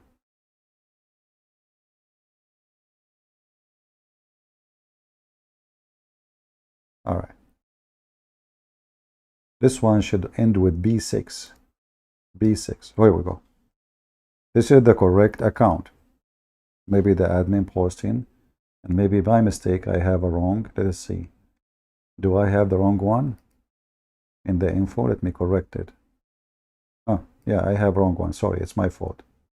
I was wondering. You keep saying you send me. Here we go. We corrected now. All right. So now we have the correct Skype. We apologize for being wrong.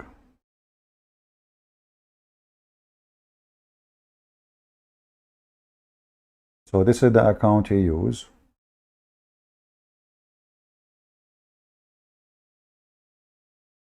All right. And now I fix it in the info. So even in the info, we have the correct one. Yeah. Yeah, I was wondering why they are saying they text me, but I didn't see any text. All right.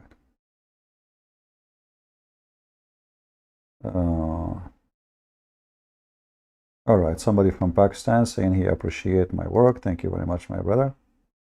I love Pakistani Christians. We support them. Let us see. Text me only if you like to speak to me, not just to say hi, please. If you don't like to be heard and your voice to be recorded, don't call me. So confirm, text me and tell me I would like to call. Okay, I'm receiving more texts from people from Pakistan, no problem.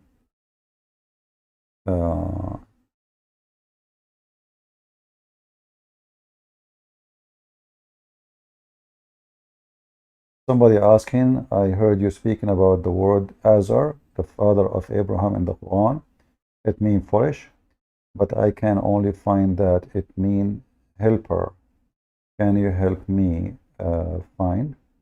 For me, I learned that from a very, um, um, what his name? I forgot. He speak Aramaic. He teach Aramaic in universities. So I learned it from him. So it's very sure. But maybe when you are searching for the wrong word. Otherwise, I'm not an expert in Aramaic. I learned it from this guy. He is a professor, and he teach Aramaic in USA.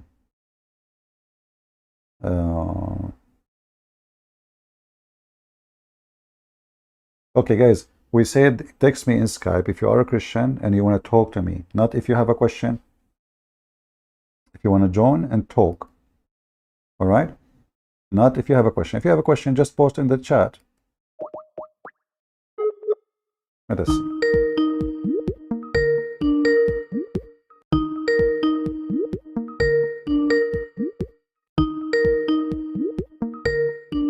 We are calling. Hello?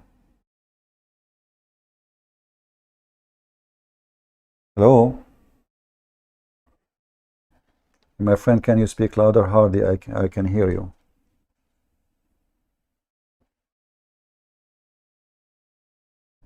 I don't know. Let me check. Let me give you a call back. Guys, did you hear him? Did you hear the guy? You heard him? Was his voice coming clear? Let me see. Maybe Skype need a fix again.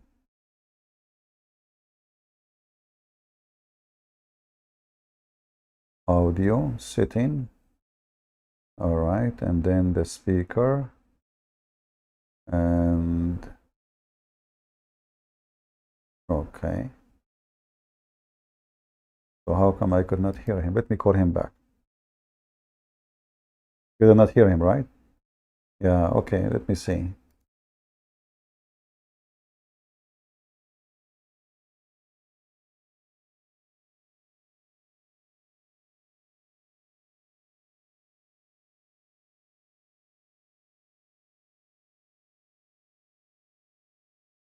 Yeah, for some reason this Skype keep changing the setting. Okay, the microphone is fine. The speaker, let us see. Okay.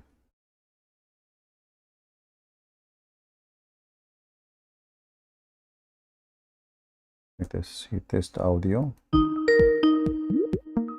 Okay.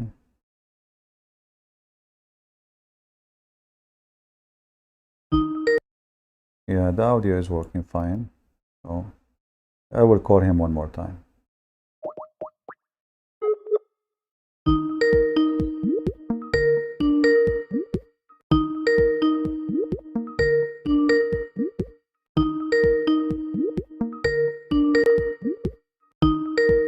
You hear the ring? You hear the ring, right? Hello? Yes. All right, my friend, go ahead.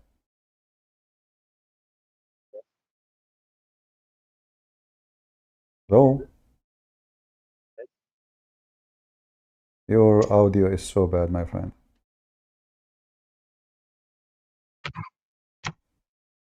Can you hear me? I hear you, but it's so bad. I don't know. It's hard to understand. Wait 1 second. Okay, go ahead. I hear you now. I hear you better. Yes? Yeah, I hear you. Go ahead. So you are a Christian? No?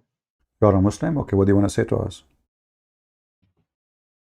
I want to say, if you if you die, you're gonna see only one God or three gods? Are you the guy who yesterday called me and he said the F word to me? No? No, okay. So if I die, I will see one God or three God? Yes? Who told you that the Christian, they have three gods?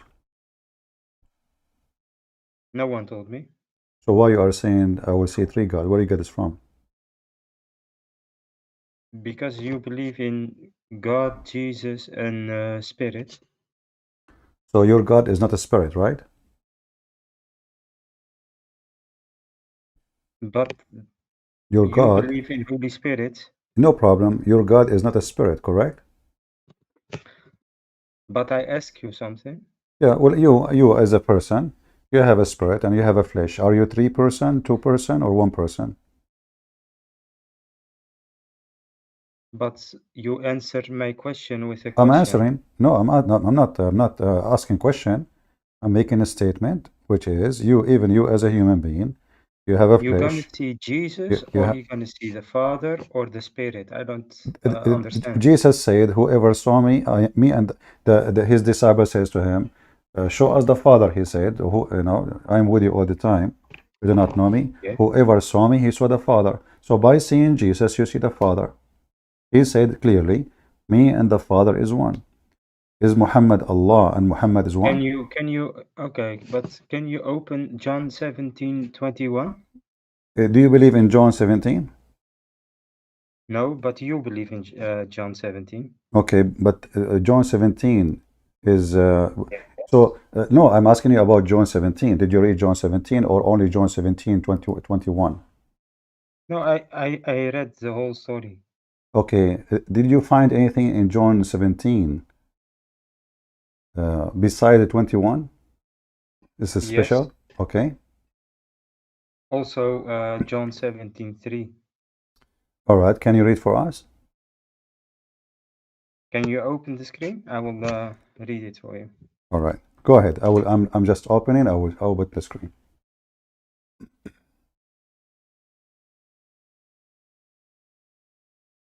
What did you say?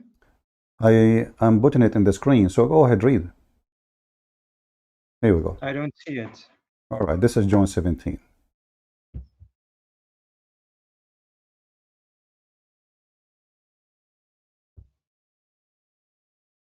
Give me a second. Yes. All right, go ahead. Yes, John 17. All right. But do you want that I read the whole 17? Yeah, read, because we need to see. I mean, how, because sometimes I ask myself how Muslim they see John 17:21, but they don't see John 17:1 and 2. How come they see number 3, but they don't see 1 and 2 and 4 and 5? But Yeah, but go I ahead. asked you about 21. John I know, 17. I know. But the question is, how come you jump to 21, but you did not notice that all the verses before refute anything you want to say about 21? What is the problem with the 21? Can you tell me? There is no problem with 21. So what do you want? I just want that you explain the 21. Okay, Because you said my father and I are one, right. and here I read by 21 that they all shall be one, just as you, my father, are in me, and I am in you, so that they also shall be one in us. Yeah, we are So, we are united. but We are united with the yes, Lord by following Jesus. So whoever believe in me, he but said, whoever yes, believe in you me, said let me finish. me and my father are Let me one, let me so finish. that's why he is God, you Let said. let me finish. But now, Okay. yes, Do so you you want to have talk, or 50 gods. do you want me to answer, or you want to talk? Yeah, answer. Okay. So whoever follow Jesus, he is going to be united with the Messiah. By united with the Messiah, he will be one with the Father too. Very simple. Same time, That hold on, same time. If you go back, this is why I said to you, did you read verse number 1 and 2? If you go verse number 1 and verse number 2, you will see, these things spoke Yeshua, and lifted his eyes to the heaven, and he said, my Father, the can hour we has can come. we Let me read it? finish, let me finish, let me finish. Can we read it? Can we read it together? Yeah, you can read it, it's on the screen. Can you read Glorify it? your Son, that your Yeah. Son may glorify you, just as you have given him the authority over all the flesh. So based on this, who is the one have the power over all the flesh of a human being? The Father, because he gave him the authority. False, because the Father, he gave it already to Jesus. He said a God that asks for glorify is not a God. He was glorifyless. No, the Son is glorifying the Father, and the Father glorifying the Son. If God don't glorify anyone. God glorify only someone is have to be deserve to be glorified. This is God. In Islam, your God, he glorify Muhammad because Muhammad is the God of Allah. Here, God the No, Father glorify the Son, and the Son, the same as the Son glorify you, glorify me. And he said, as you have given me the authority over all the flesh. So who is the one will be the judge in the judgment day? Jesus said. oh yes, the Father will give him the authority to judge Not will over not all give, he will flesh. not give him. He gave him the authority. Yes, I read he will give him the authority. No, that doesn't say You he have will. given him. Doesn't why you are adding words? You see, Muslims, you corrupt the Quran, you corrupt the Bible. Does it say he will? Yeah, It I says he mean will. he is gonna have the authority over all flesh. No, where it says he is going to have. Why you are making things up? No, that's not my purpose. Well, it's in front of you. It says, as you gave him the authority over all the flesh. Where is will? He will give him? Okay, he will give eternal Why you life keep to saying will? Why you keep saying will? the next one is he will give eternal life He will to you. give, the Messiah will give eternal. This is not the Messiah receiving eternal. He will give, the Messiah, because this is in the future. Whoever die and believe in me, he will live. So the Messiah later, he will give eternal life to all who believe in him. So now you Muslims, you lie, you say, nowhere Jesus says he is God, but the chapter you chosen saying clearly that Jesus is God. Okay, but which translation is this? It doesn't matter which translation you read the Quran. Yeah, but this is a Yeah, very different don't butt translation me. because This is Aramaic translation. This is Bashita Holy translation, the most accurate. okay, What but translation you I read the King James. what translation you accept for the Quran? I read the King James Bible, and it's different. I said the Quran. I said the Quran. What translation the Quran you read? Um, Ibn Kathir or Ibn Kathir just have a read translation for the Quran? oh, the translations of the Quran. No, I'm saying, Oh, I read you it. accept all the translation of the Quran? No, not all the one. Okay, No, so what is your because objection? How come you have objection of translation of the Quran, but here now you are saying I like this, I don't like that. Either you accept or you don't accept. So now, me and you, do we agree that Jesus is the one who will judge in the judgment day? um, I don't understand your question. Who is the one who will judge people, all mankind, in the day of judgment? You mean from the Christian perspective, From the from verses the you choose for me to read John 17, you forgot? yes, but I think the major Christian people don't read this translation. And Doesn't matter. All translations saying the same. You are just playing games now. I'm asking you. okay, According to any can you show translate, the hold on. Don't play this game. You see, either you talk I like don't a, either you can you talk like show a man, either you talk like a man, or you talk like a kid. So I'm asking you, who is the judge in the judgment day, based in any translation of the Bible you have? okay, can you show the translation that I You read and read, all of them say the most same. Christian All of them people say read? this. All of them say the same. No, that's not true. Sorry. Okay, can you read the I translation? agree with Can you you. read the translation in your hand? The King James Bible? Yes. Okay, read it. Wait. Wait. Uh-huh. 1 second. Mm-hmm. These words sp- spoke Jesus and lifted up Uh-huh. his eyes to heaven and said, Father, the hour is come. Glorify the Son, that thy Son also may glorify thee, as thou hast given him power over all flesh, that he should give eternal life to as many as thou hast given him. Hmm. You And said, hold on. You it you is, said, hold on. You said this is different. How is different? yeah, I, I see by 3 it is really different because How it is they different? It says, you say can I to me, it explain says or he not? will. Okay, hold on. It's just, it says, and this is the life, eternal life, that they might know thee, the only true God, and that Jesus the Christ, whom has you sent. If we go to the previous translation, it says exactly the same. No, It it's says not. exactly the same. Here we go. It's in Oh, front of us. okay. Okay, read it. This is life eternal, that they might know thee, the only true God. Uh, Huh? The uh-huh. only true God is the Father. Okay. So now let us go back to zero. So the game is not But working. So now but who here is the one? Listen, they listen. shall know You you, say or you alone. all of Yeah. this you are trying just to avoid. Three. Can you Always read? you call me and Yeah. you say the same stupid thing. So let me ask you to the last time. Don't waste my time. Who is the one who will be the judge in the judgment day? Jesus. Okay, thank you.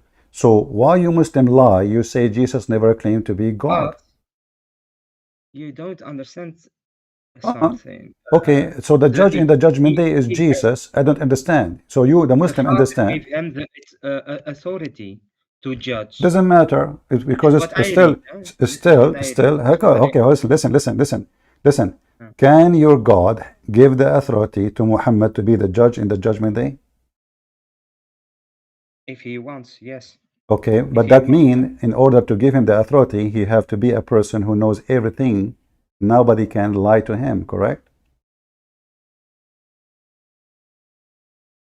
but I mean, God can give I'm not asking even about you. God can give or not. I'm saying if If Muhammad to be the God judge, give if me the Muhammad to be authority to judge, yeah, but if God give me the authority to judge, that's Abdul, listen, you called me doesn't yesterday, you said the F word to me. Today you are quoting like a cat. You deny that it's you. But anyway, it's okay. A boy from Afghanistan, Pakistan. Listen.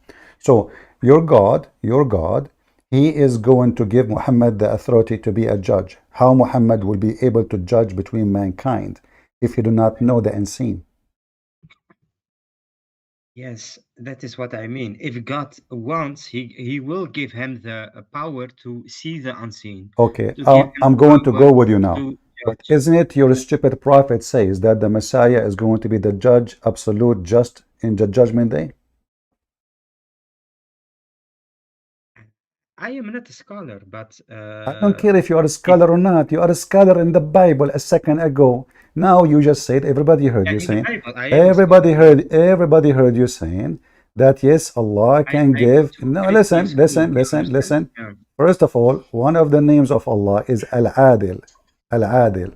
So in order to be a judge, you have to have the attribute of God, because you cannot be al-adil, which means that just, unless you are God. So if Allah is sharing his attribute, that means you Muslims are mushrikeen.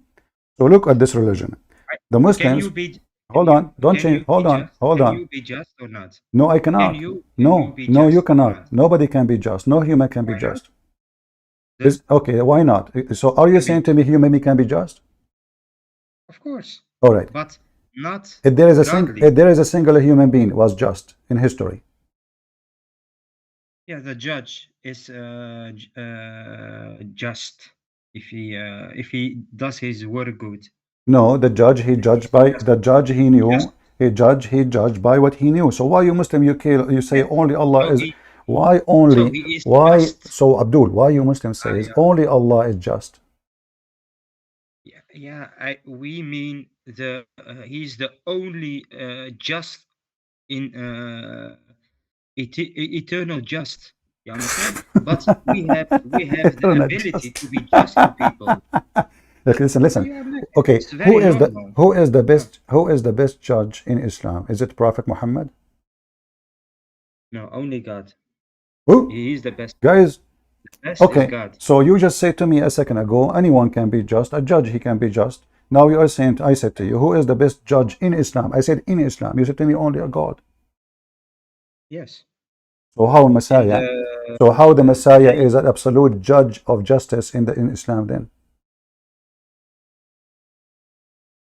if God wants to give Jesus the authority to So judge, let us go with your stupidity. So now you are saying to me, your God, Muslims, gave Jesus the ability to be creator. Number one. I didn't say that. Shut up, That's shut up. You you see, you are said. I filthy didn't coward. You say that. call me bad What you words. I will let you talk just to laugh at you. So now we discovered I that didn't Jesus say have the authority over the flesh. In Islam, in Christianity, he will be the judge. The Quran says that, the Hadith says that, the Messiah, he is the one who will judge all mankind, and no one is judged just beside him. And you say that Allah, he gave that to Jesus. So Allah did not give that to Muhammad. Did he give it to Muhammad? I don't see any what you are showing Messiah, Jesus. I don't see anything. No? I don't read anything about judge, Messiah. It says in the front of you, So, he will be the judge of with justice. He will judge with justice. The yeah, Messiah. but I see the Hakaman, Messiah. Hakaman I don't see Muqsitan. Hold on. judge. Okay, hold on. Okay, here we go. The Messiah. Let us read the hadith. Okay, just give me a second. Yeah, of course. Hmm. All right. Hakaman Muqsitan. All right, here we go.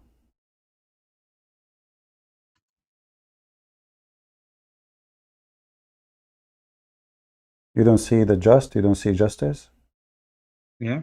Can you go left and down? Do you see it or no? The descent of Isa bin Maryam. Yes. How Jesus will judge? Yes. Oh, yes. Oh, you mean in his second coming? Doesn't matter. Well, isn't it in the second coming, the Bible talking about Jesus to be the judge? Oh, Ah, I thought you mean after day of judgment. Oh, okay. hmm. Yes, he will live 40 years in this world, and he will follow the Sharia of the Prophet No problem. Listen, Muhammad. he will He not will. follow. He will not follow anyone, any Sharia. You are lying. Doesn't say anything about that. There, the Hadith saying Muhammad making false prophecies that Jesus I can show you. almost coming down. Shut up. Show you the hadith. He said in Arabic, liyushikna, almost coming down. Does it say yushikna? even kijken, er wordt Does it say the import word? your Does it say the in, liyushikna? What yushikna mean? I don't know. Mr. I don't know mean almost there. So the Messiah almost coming down. The Messiah almost coming down. Muhammad making a false prophecy. That is number one, because 1400 years before said that and nothing happened yet. Same time, he will be the judge, judging with justice, and nobody can judge with justice save God. Okay, but it is very weird that in 10 minutes I ask you something and we are now by this hadith. Yeah, You because in 10 minutes, claim you you said each time I ask you you about claim Islam, you said to me, yesterday to the each time, people. listen, each time I Listen, ask you you about claimed Islam, you said to me, I do yesterday. not know. Each time I ask you about Islam, you say, I don't know. Wait, But suddenly you know you about claimed Christianity. yesterday that Jesus is God because he said in the Bible, "I am the Father and I are one." That's what you claimed. Right. And when I said to you, can you read John 17:21? Jesus said there, as we are one, you can be one with us. Yes. That is so. How you gonna fix The it? unity here, then there's no So fixing, there's no your opinion is fixing. gonna be Look what also I God. showed you. Look what I showed you. That Jesus, who is Yeah, but Jesus, I just want to just shut know. up, shut up, shut up. Let me answer. So I answer you already, but I will repeat again. So Jesus is saying clearly, you will receive authority from me. Isn't it Jesus who gave the authority to Peter and his disciple, go and do miracle? Isn't it in Ibn Kathir says that the Messiah, he sent his disciple and they made miracles around the world. They make the blind see. They heal the So in leper. those Shut miracles, up, shut up. Isn't it the don't Quran? Shut attribute up. God to Isn't it the Quran? miracles. Isn't shut Yeah. up? Isn't it the Quran says? Listen, isn't it the Quran says that the Messiah sent three messengers, and the third one of them is Paul, and John, and Peter, and they did them great miracles? Yes or no? Not in the hadith. In the Sahih hadith, never. Not in the Sahih hadith. How you know it's not Sahih? That's a different question. Okay, no, that's not a question. I'm asking you how you confirm it's Sahih or not. Who are you? Yeah. Do you know how you okay Because of, okay hold it, just to show everybody that you are a fraud like your prophet. Do you know even what no. book I'm mentioning? Yeah, maybe a Shia book or something. Ah, Shia book. Ah, okay. No, I did not mention Shia. You are the one who mentioned to me Ibn Kathir. I never read a You hadith. said to me, you said to me, Hadith you said you that accept Ibn we Kathir. read. Did you say you We read. did you say you accept Ibn Kathir? Ibn Kathir is not a scholar in hadith. I asked you which book you Bukhari, accept. Muslim, I asked you which book you Bukhari, accept. Muslim. Listen, I said to you which book you accept. You said Ibn Kathir. You forgot? Yeah. Okay. Do you accept what Ibn Kathir says about those verses? No. So why you call me then? You Muslims are liars, bunch of liars. Ibn Kathir himself is a liar. No. Ibn Kathir was a historian, so So why you call him a scholar then? So who is the one not historian? Isn't your prophet historian he's an too? expert in tafsir, but So listen. Okay, hold on. he didn't. Listen. So Ibn Kathir now is a scumbag. Can you say that? Of course not. Alhamdulillah, he is Muslim and he will be in. So why he is? So why he is lying inshallah, then? in So heaven. why he is lying? Why he did is lying then? He did a great job for the ummah. Okay. So did he a great job when he said Paul is the messenger of Jesus? I don't know. He's a human and he can make Oh, make he's a faults. human. You are not a No. human. Is your prophet a human? Yes, he is also. So you Muhammad, and when you want Ibn Kathir is a like scumbag. Jesus. When you want Muhammad, when you want Ibn Kathir, he great service to the ummah. So when Ibn Kathir he said that Paul was sent by the Messiah and they did miracle, and John and Peter, who is the one who gave Ibn Kathir the authority to say such a statement, and he is a great service to the ummah. Can you show me about what you said? Before I show you, can you tell me who is the one who gave him the authority to say such a thing? I don't know. Mister, you don't know. How many time you call me, and each time I get your ass busted, you say to me, I do not know. Listen, you gave me very, very difficult questions. I'm not giving you the question. You see, you Muslims are expert in the Bible, but the second we ask you about your stupid Quran, you have no idea. You don't give me a question about the Quran. You gave me a I question ask you, about okay, Ibn who Kathir- is, okay, Ibn I would, Kathir, listen, okay, here we that he go. claimed- Okay, that he hold on, claimed- shut up, potato. Give me the names of the three messengers mentioned in chapter 36, verse number 14. There are no how do you say that, names in the Quran. So let about me the make it companion. clear. So the Quran never said names. So where Ibn Kathir he got the names from? Is he fabricating? Maybe he thought. I don't know. Maybe he did. Maybe Okay, he don't did. call me again, son of Muta. You say the F word to me yesterday. I gave you a chance to be spanked and put you under my feet like your prophet. Filthy coward. He did not know. When they want to escape an embarrassment, he did not know.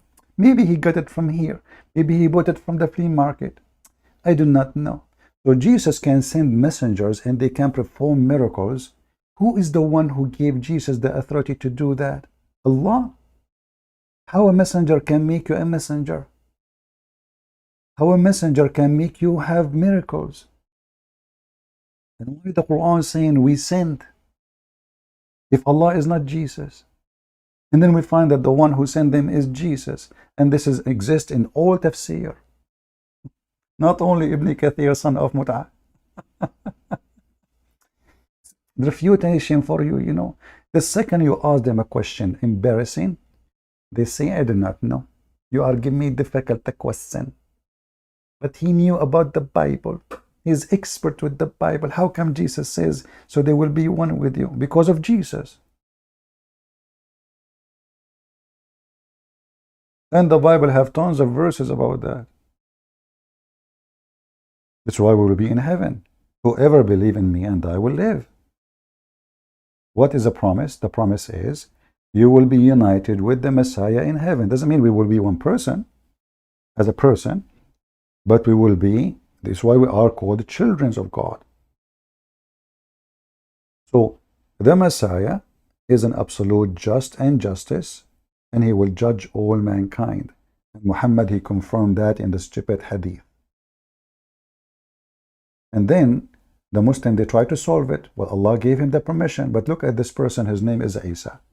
He's been given permission to be creator. He's been given permission to tell you what you hide in your houses, which nobody knows save God. When the Muhammadan, they accuse Muhammad that he stole an underwear, how come Allah could not tell them who took it?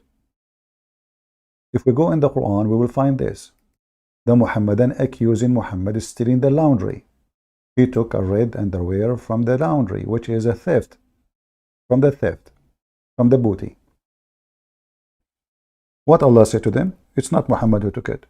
Obviously, Allah cannot be God, because if Allah is God, He will tell them who took it. The same Quran confirmed that Jesus can tell you what you hide in your houses. The Muslim will say to you, well, Allah gave him the permission. Can Allah give a permission to Allah to find who took the underwear, which Muhammad been accused to take it? If we ask Jesus, He will tell us. He will say Muhammad, obviously, because this verse confirmed that the one who took the underwear is Muhammad. Why? Because he did not dare to accuse anyone else. He is the one, he's guilty. He knew it's him. Allah is God. How come Allah, He made a verse to refute those who accuse Aisha that she stepped around, and He waited more than a month, but He could not make a verse to confirm who took the underwear? So Jesus knew the future. Oh, Allah gave him that. Jesus can resurrect people from death. Oh, Allah gave him that. Jesus can heal the leper. Allah gave him that. Jesus can make the blind see. Allah gave him that. Jesus will be coming back. He's alive now. Allah gave him that. Jesus will be just in the judge. Allah gave him that. What Allah gave to Muhammad? Short penis. Muhammad, he said, I was the most weak person between all mankind in sex. And then I invoked my God Allah, and He sent me a dish of shish kebab, and I got the power of 40 men. So even your God could not fix the penis of Muhammad, which is very simple. A little bill of a Viagra can fix it. He sent him a dish of shish kebab, sent by the angel Jibreel. What kind of God this God is? He fixed the illness of Muhammad by a dish? Did Jesus give the guy who cannot see a dish? He ate it, he can see. Did Jesus say to the guy who cannot walk, hey, eat this 3 times a day? Your God is not God. So the Muhammadan, they have a fake, filthy man. His name is Muhammad Qatham, the hyena semen. He tried to strip Jesus from all his miracle and his glory, saying Allah gave him, Allah told him, Allah sent him, Allah. But then we found Muhammad here giving nothing. The Quran confirmed that Muhammad have 0 miracle.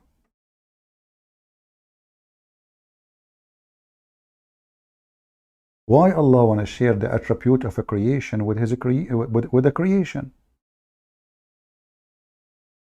Jesus is a creator in the Quran. He is a creator. Right now there's birds flying in the sky made by Jesus, according to the Shia Quran.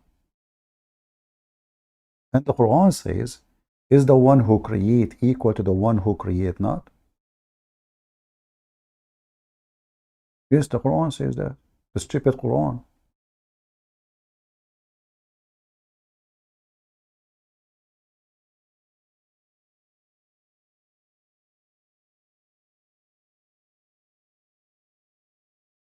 The one who create is not equal to the one who create not. And Jesus is the creator. He is the creator.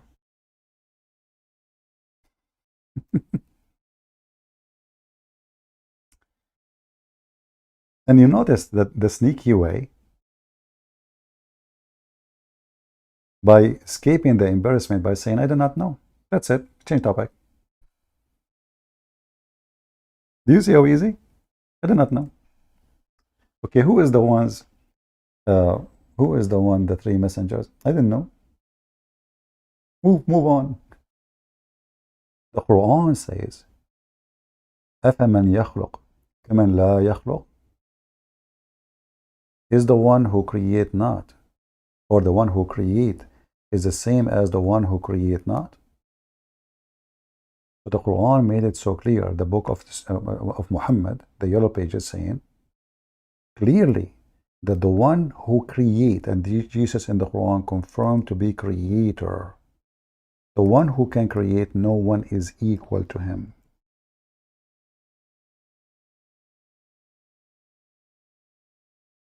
Who confirmed that? The Quran. Do you see it? So either we take what the Quran is saying seriously, and then Jesus is equal to nobody, even to Allah, because Allah cannot create. There's no proof Allah can create. The Quran says Allah create, but there's no proof. But they will have a proof against you from your book that Jesus create. So is then he who creates like the one who creates not? Who said that? The chapter of the bees, verse number 17. So the one who create not is not equal to the one who create. And who is the one? Let us list the names the Quran mentioned of those who can create. You will find there's only two: Jesus and Allah.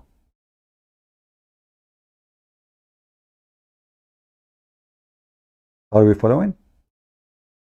But this guy is a great example of how sneaky they are. First, he denied that he called me yesterday, and he said the F word to me, and he wanted to do boom boom to me, supposedly. He's a homosexual, like he's a prophet. They deny they call me, they lie, and now supposedly he have some information is going to put the Christians in trouble. How you can be one with God?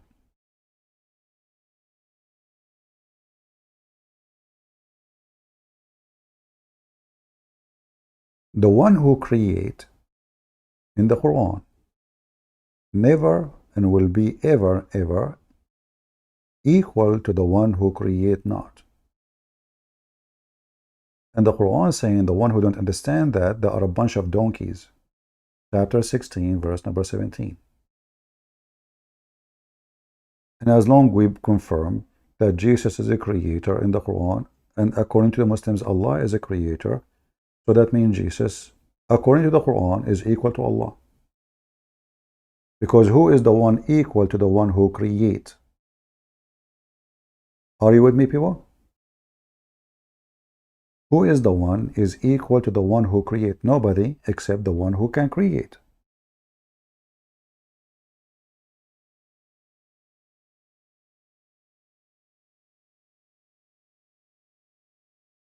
Are you taking my point? So Muhammad is not equal to Allah. According to the stupid Quran, Jesus is equal to Allah. And for sure, for us, this is an insult. Because Allah obviously is the devil. And there's no Christian will accept that the Messiah is equal to Allah unless he is mentally ill. If we accept that Messiah is equal to Allah, that means we are saying that the Messiah is Satan. But we are showing your stupid book statement against you. Then you will notice all the Muhammadans, they share one thing. When they call me, especially when they call me, they play dumb. I do not know. Especially when the question is really embarrassing. So Ibn Kathir, he is doing a great service to the Ummah. Okay, how Ibn Kathir says that Paul and John and Peter sent by the Messiah? How Al-Baghawi, the master of Ibn Kathir, says so? How tons of the biggest interpretation of Islam saying that? All right, my friend, hold for me. Yeah, we were saying Christians can call, but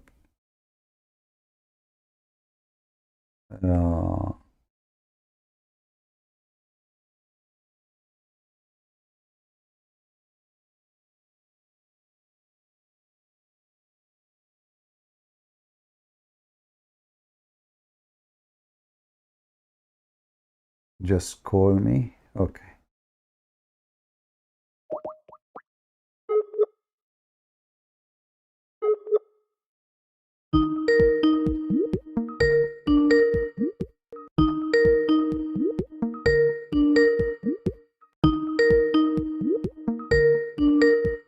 Answer, my friend, answer.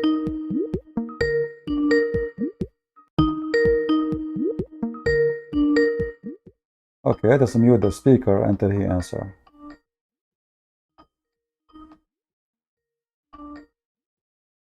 All right, if I call you and you didn't answer, I'm not going to call you again.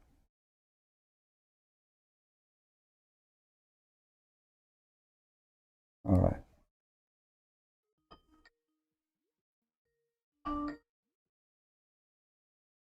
Hello? Yes, my friend, your camera is on. Turn it off. Okay. I wanted to thank you for all the work you have done. I have hard time to understand what you're saying. Say again. I wanted to thank you for all the work you have done. You have been so helpful. I don't understand. Okay. I, I wanted to thank you for all the work you have done. Okay, What? that's all? Yeah, to thank you for all the work you have done. Very All right. thankful. And I wanted to ask you, how do you say uh in Arabic, like created with my two hands? How I say in Arabic what? Created with my two hands. For some reason, I have difficulty to understand what you are saying. Oh, okay. I wanted to ask you, I wanted to ask you, how do you say with what I've created with my two hands? Guys, anyone understand what he said? Can you type for me your question in Skype? Okay. How do you say with what I've created with my two hands? Type it for me. Just type it in Skype.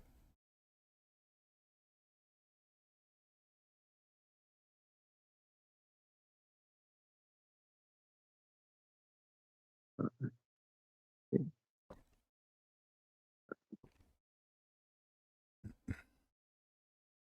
Created. What I created with my two hands? Yeah, that's it. You mean in the Quran?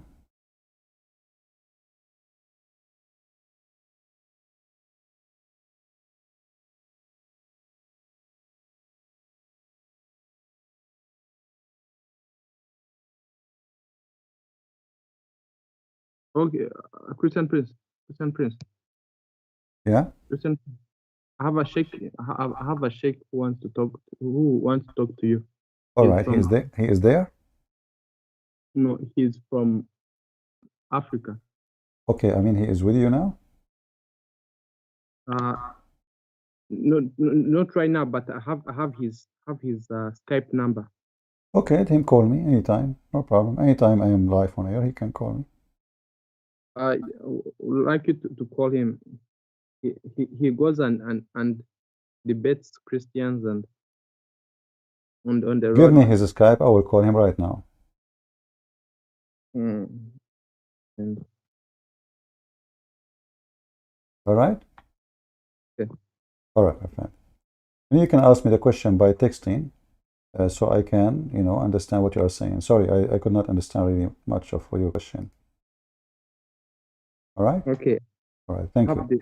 Thank you. I'm going to paste it and send it to you. Yeah, still I have a difficulty to understand what you are saying. Anyway, thank you, my friend. Sorry, I have a very hard time to understand what you're saying. This is his number, the sheikh. Okay, let me search him then.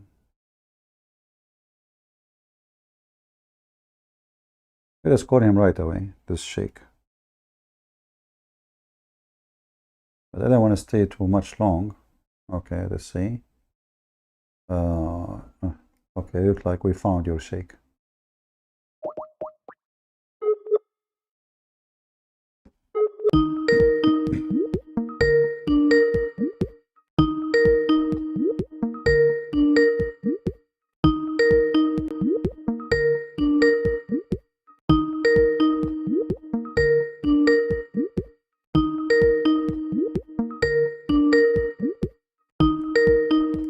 We are calling the sheikh.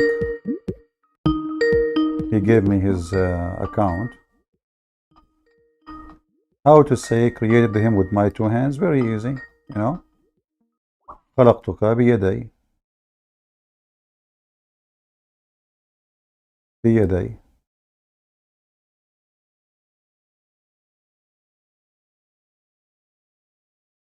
You see it?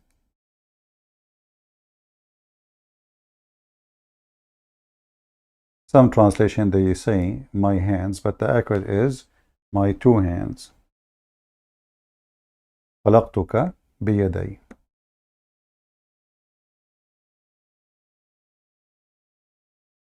Chapter 38, verse number 75.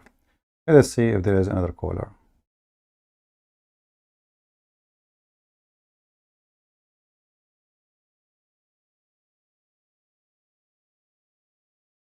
If you want me to call you, tell me, you call me, not just invitation. I don't know, invitation for what? I'm not interested to add people in my Skype. If you would like me to call you, tell me, call me, please. All right.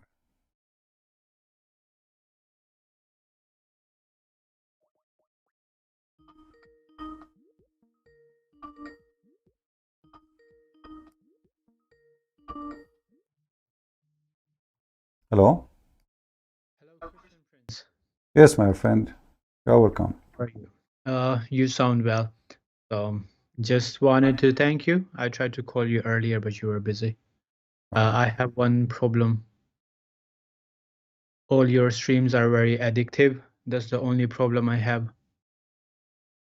That's easy. You know, just watch, read hadith about how to solve any problem. They eat nagla seed. If you eat nagla seed, it can solve any problem you have in your life. Yeah. Yeah. Well, I'm Christian from Pakistan. All I right. really appreciate for work you do. I recently got introduced with your streams, and it's really good. And I can't stop listening to them. I learned so much from these. So I'm very happy that there is someone who can read and understand Arabic. So there is no argument like, it's in Arabic and it's hard to understand Arabic. So I'm really happy to hear you teach these Abduls. We know Arabic better than Allah. The Quran is a very broken, stupid Arabic, and this is why the Muslims themselves they could not understand it, even those who speak Arabic. But even the stupid Quran confirmed that the best people to ask is the Christians. The Quran says so.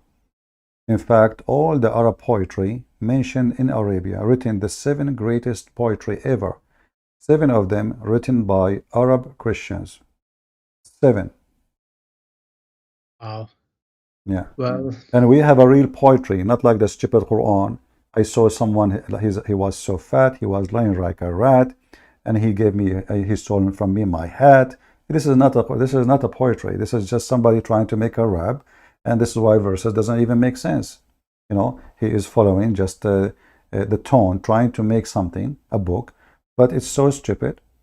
It doesn't make any sense, and there's no connection between the verse before it and the verse after it. As an example, just to give you an example, as long as you are from Pakistan, and I stand here with every Christian brother and sister from Pakistan, we love you.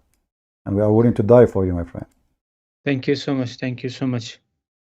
You see in the Quran, as an example, Muhammad, he said, he stuck with certain letters, you know, which is a kid he can do. How many heaven Muslim they have? If you ask the Muslims, you will say to you, heaven, what, heaven. The fact, no.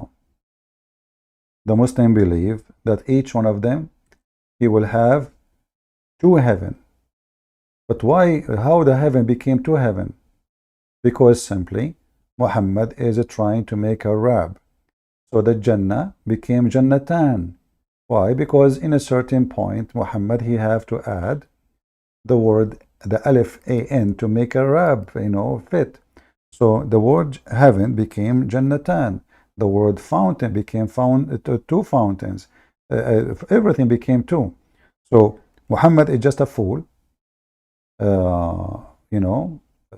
He's trying to make a book sound like poetry, but it's not poetry. It's called in Arabic saja, but he made it in a very lame way, broken way. And that's why the Arab, they were not convinced with his Quran, and they were laughing at it. And the Quran says, if you can make a book like this, well, I challenge you. But the Arab, they says, if we want to do a book like this, we can. This is very silly. We have a great poetry. We do not need such a stupid book. And here we see, as an example, how Muhammad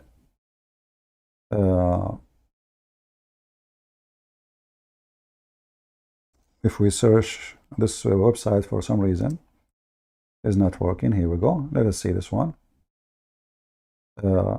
Muhammad always he speak about silver and gold and heaven, and the heaven is very funny, and the one heaven became two heaven. If Muhammad he needed one letter more to add it to the comment to make a poetry, he will add more letters. He will make it 3 heaven. He will make it 4 heaven. But obviously, this cannot be from God, because God do not need to make rap in order to deliver his message. He does not. God need to explain. He should be able to explain what he is saying, not make for us a rap music or rap songs. Yeah, so true, so true. And also, I want to thank everyone who is raising the issue of Pakistan right now, because recently what happened with the Quran issue in Sweden, I think it was very important for everyone to know what exactly is happening in Pakistan, like what Muslims are doing. So I'm thankful for everyone who's raising this issue. You're welcome, my friend. Anything else you want to say? No, thank you so much. It was really nice talking to you. All right. Good day. Take care. God bless. Okay. Yeah. 2 heaven, 2 fountains, 2 bracelet, 2.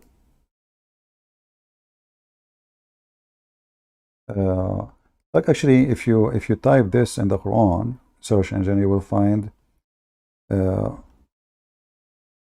suddenly he's speaking about the number 2 all over the place. تكذبان. فبأي آلاء ربكما تكذبان. So he speak to 2 people in the same time, and he repeat the same thing all over in the Quran. But it doesn't make any sense. I mean, even if you want to say a sentence, say it once. Why he's repeating all over?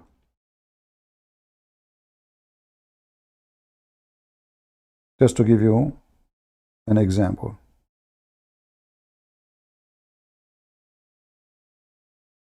He could not make a basic rap, which any street boy in New York can do. He tried to make something, but it's very stupid and very funny and very dummy. Look how many times he repeats the same phrase. Let us go here.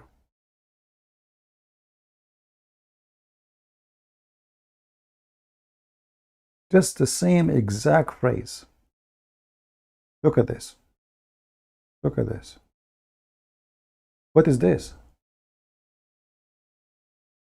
What is that? We are not even done. Second page. We are not done. What is this? This is God speaking, repeating the same sentence. Imagine you are reading a story, and this is story saying the same sentence again and again and again. The author of the Quran, he don't know what to say. He have to fill it up. So imagine I say to you, you said to me you don't like my sandwich. I say to you, my sandwich have mayonnaise, tomato, and beef. So, and then I say the sentence. So how you claim my sandwich, it doesn't taste good? And then I say, and my sandwich have a, shrimp and pimp and kimp. So how you say you don't like my sandwich? And I could be repeating the same thing. You do not need to say all of this. Say it once. What is this? This cannot be God. And you will notice the A-N letter at the end. So as an example, Rihan, he have to put the rihan at the end. Okay, well, who care about the sweet smelling plants? This is not what it says actually. Rihan is the name of a plant, not just a sweet plant. And here he could not make, so the kadhiban, yeah, you have to add 2n. Kadhiban, is he talking to two? To kadhiban is not about your Lord you deny. He's speaking to two people. Who are those two people? The Muslim, they say, no, he meant all. And then he created the human being from clay.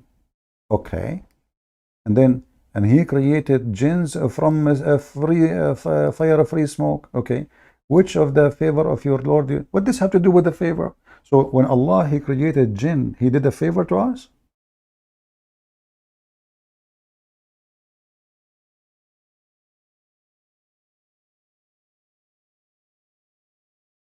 The Lord of the two east and the two west, where are those two east and two west? Allah is telling you, he did give you a favor. You have two east and two. The stupid Muhammad, he thought that there is two east and two west because the sun location changed between winter and summer. So suddenly we have two east and two west. Allah is the Lord of the two east. Like one east will not be fine. Hey Muslims, so if Allah is the Lord of the east, does that mean there is other east? Of the two east and the two west. What is that?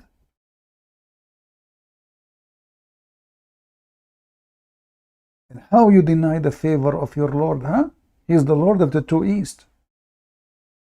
And then he says, the stupid Muhammadi continues saying, he made two seas, not body of water, Marjul Bahrain. You know the word Bahrain, the country called Bahrain? Why? Because supposedly it meets with two seas, according to the understanding at that time. And this can be found in the legend of the Gilgamesh, if you know the story. Gilgamesh. So Gilgamesh go to find the fountain of youth, and later we will find the fountain of youth in Muhammad's story. Al-Bahrain. So here he led the two seas. If you change the translator or translation, let's change it. Yusuf Ali. Let's choose another donkey.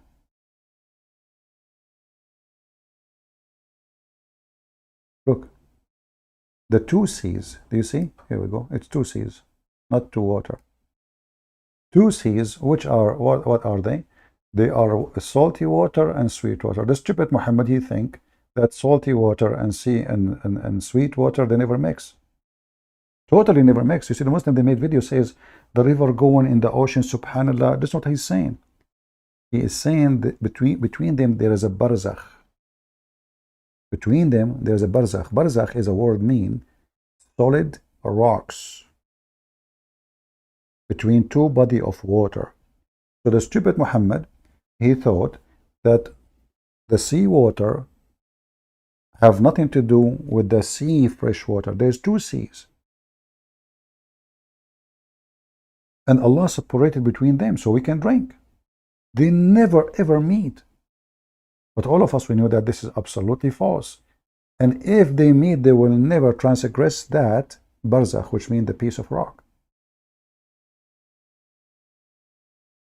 And then the Muhammadan, they lie about. You go open Ibn Kathir, read the tafsir. You will see barzakh is a solid rocks. Rocks. They lie. All of this is a joke. There's no way God will speak in such a way. Salty water and fresh water, they never meet. Take a cup of water, salty, and take a cup of fresh water, and let us see if we mix them in one jar, what will happen. Do they mix or not? But what the Quran is speaking of, the stupid Muhammad think that salty water and fresh water never ever mix. Let us take another caller.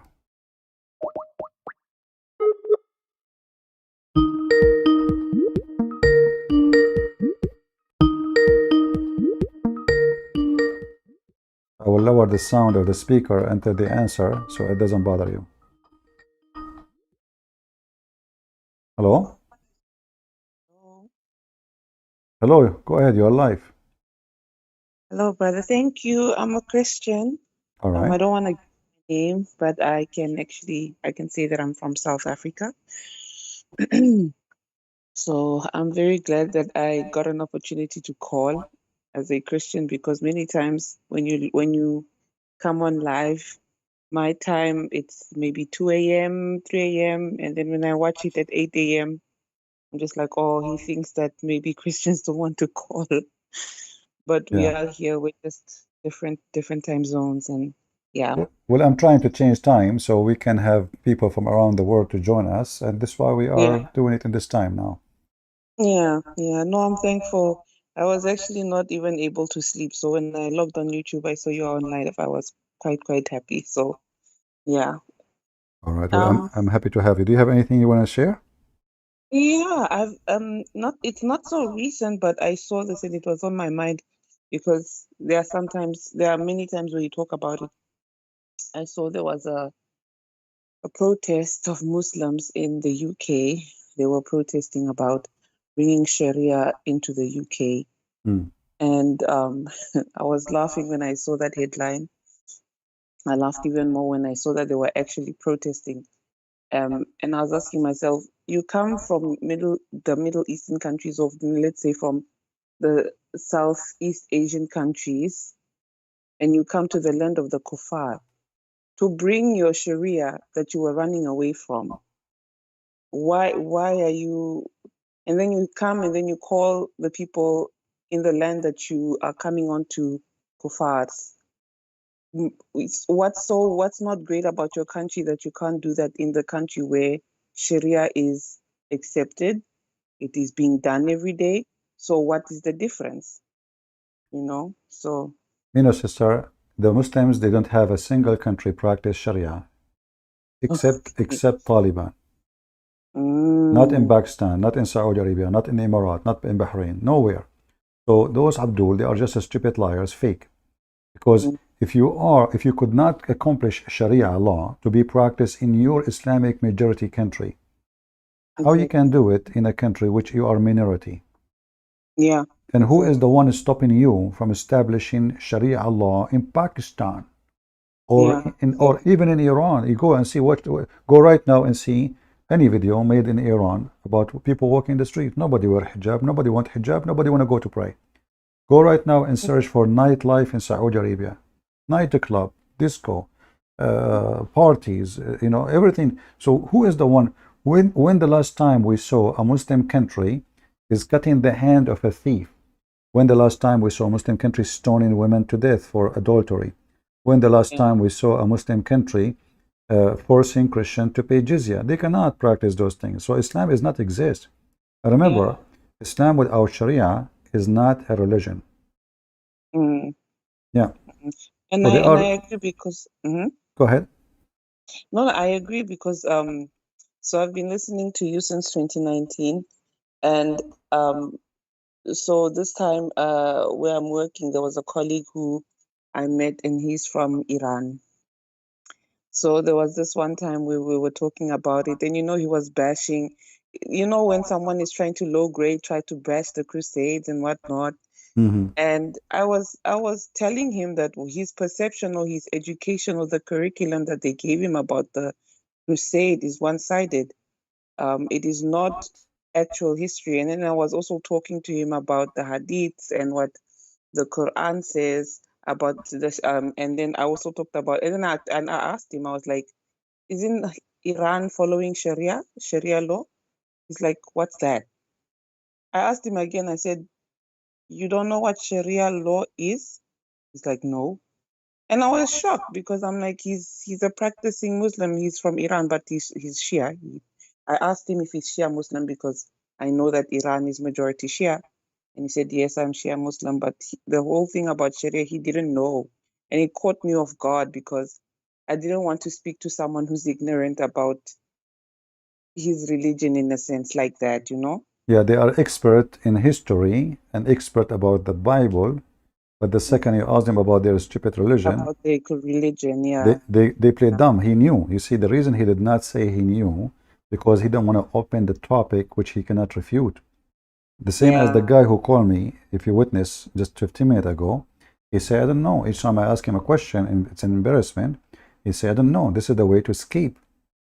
Because if he say he knew, then you are going to ask him about this and about that, and then he would I what he was would do. ready. I was very ready. I Yeah. was ready to ask him So all it's the not questions. really he don't know. I mean, he came in from Iran, right? Yeah. So how come Yeah, he don't know? A he's person he grow in Islamic school, they learn Islam, yeah, you know, etc. And he's suddenly he do not know yeah. why. And There is how a person who is a Christian he knew more than him doesn't make sense. But then it's a he way to get away from it. yeah, he was even saying, "Oh, now wow, you know more about. I can't believe you know more about Islam. How do you know?" And I'm like, I said to him, "It's my job to know. It's my job to know, and it is also because of the things that we see. You know, I obviously didn't tell him about the horrific things that they do, but I told him straight to his face that I'm a Christian, and it is my job to know about other religions because I wouldn't let." As the scripture says, as for me and my house, we shall serve the Lord. I won't let any other religious practice come into my house. So it's my job to know so that I can school my children and then also come against any falsehood against my own faith. So, yeah, that's all I wanted to share with you. Well, thank you very much, sister. God bless you and your family from South Africa. Thank you. Thank you. God bless you too, Brother CP. Take care. Bye-bye. Bye-bye. Yeah, you see, this is a way of deception to escape an embarrassment. I do not know. I do not know. All right? That is a way to run away from the question.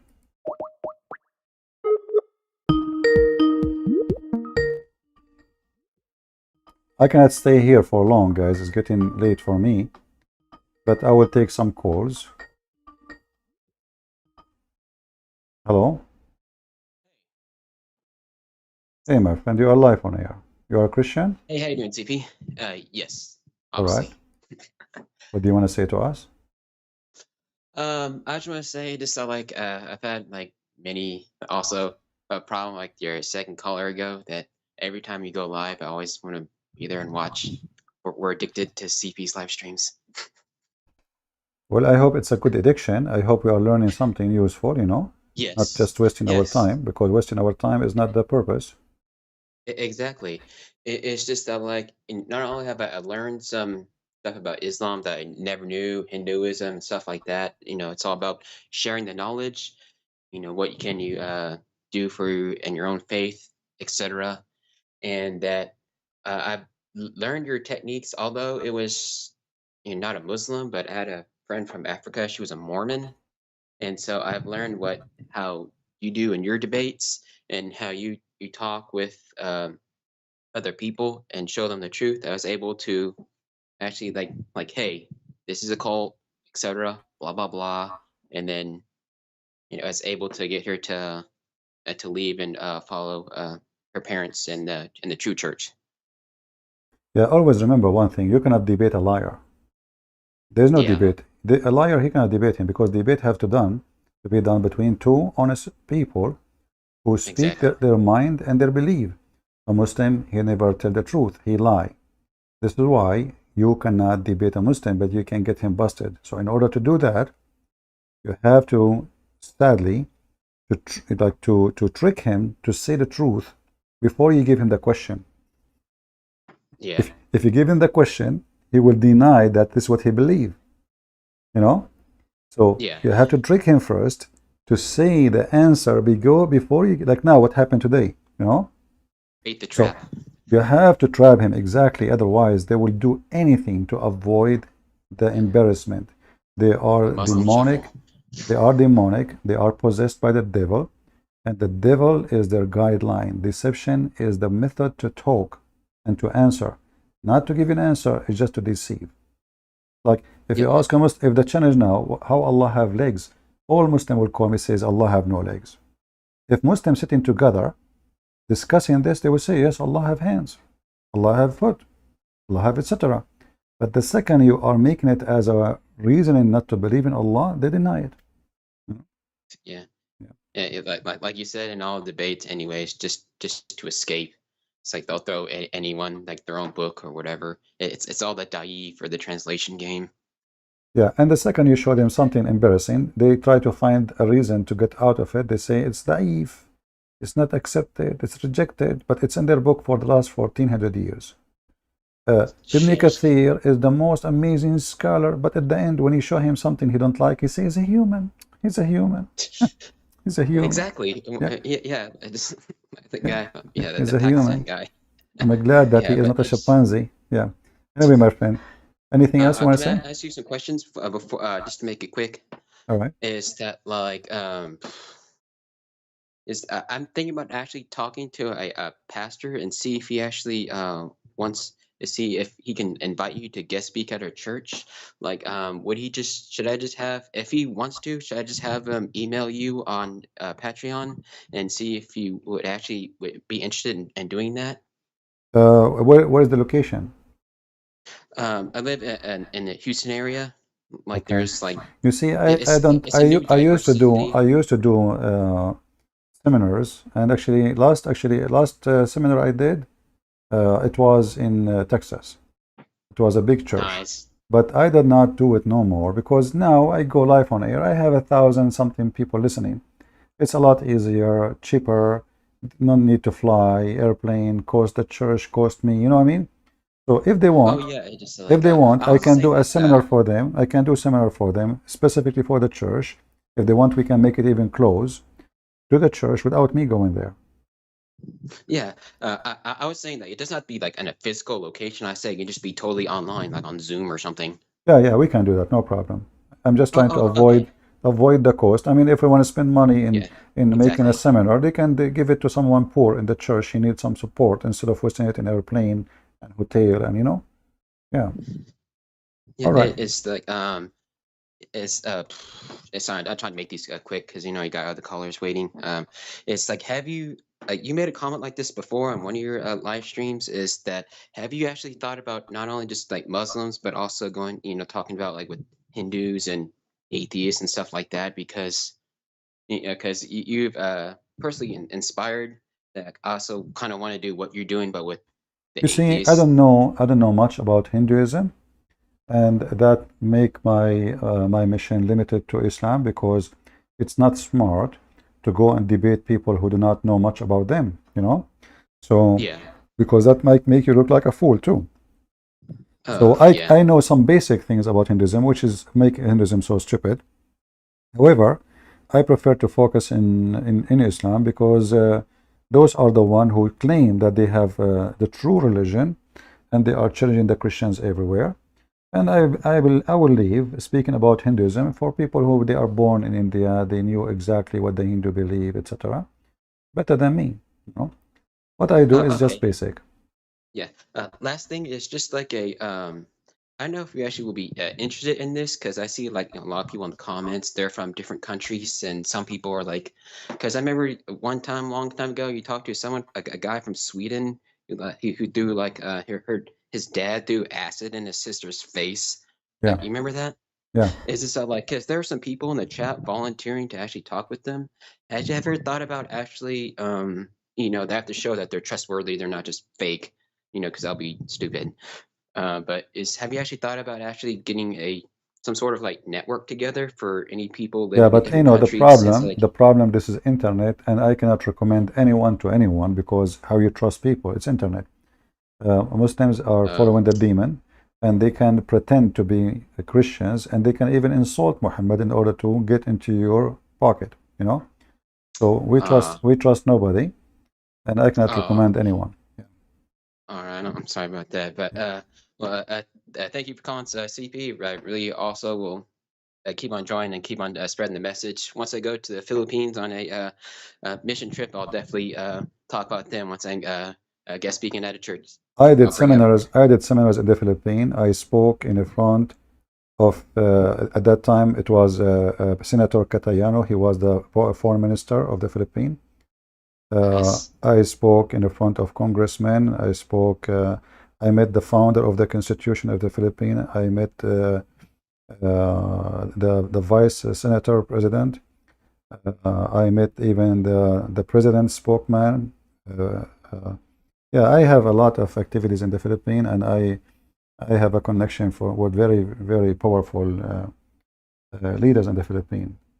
And actually, they advised me even in the peace agreement between the South of the Philippines and the government. Yeah, So I was part of the give them advice what to accept, what not to accept. exactly. Nice. Anyway, my friend, Well, anything else? thank you, CP, and yeah, I'll always be praying for you, and I keep up your good work, brother. Thank you. Thank You're an you. inspiration. Thank you. God bless. Take care. You too, brother. I will try to take a few calls more. Okay.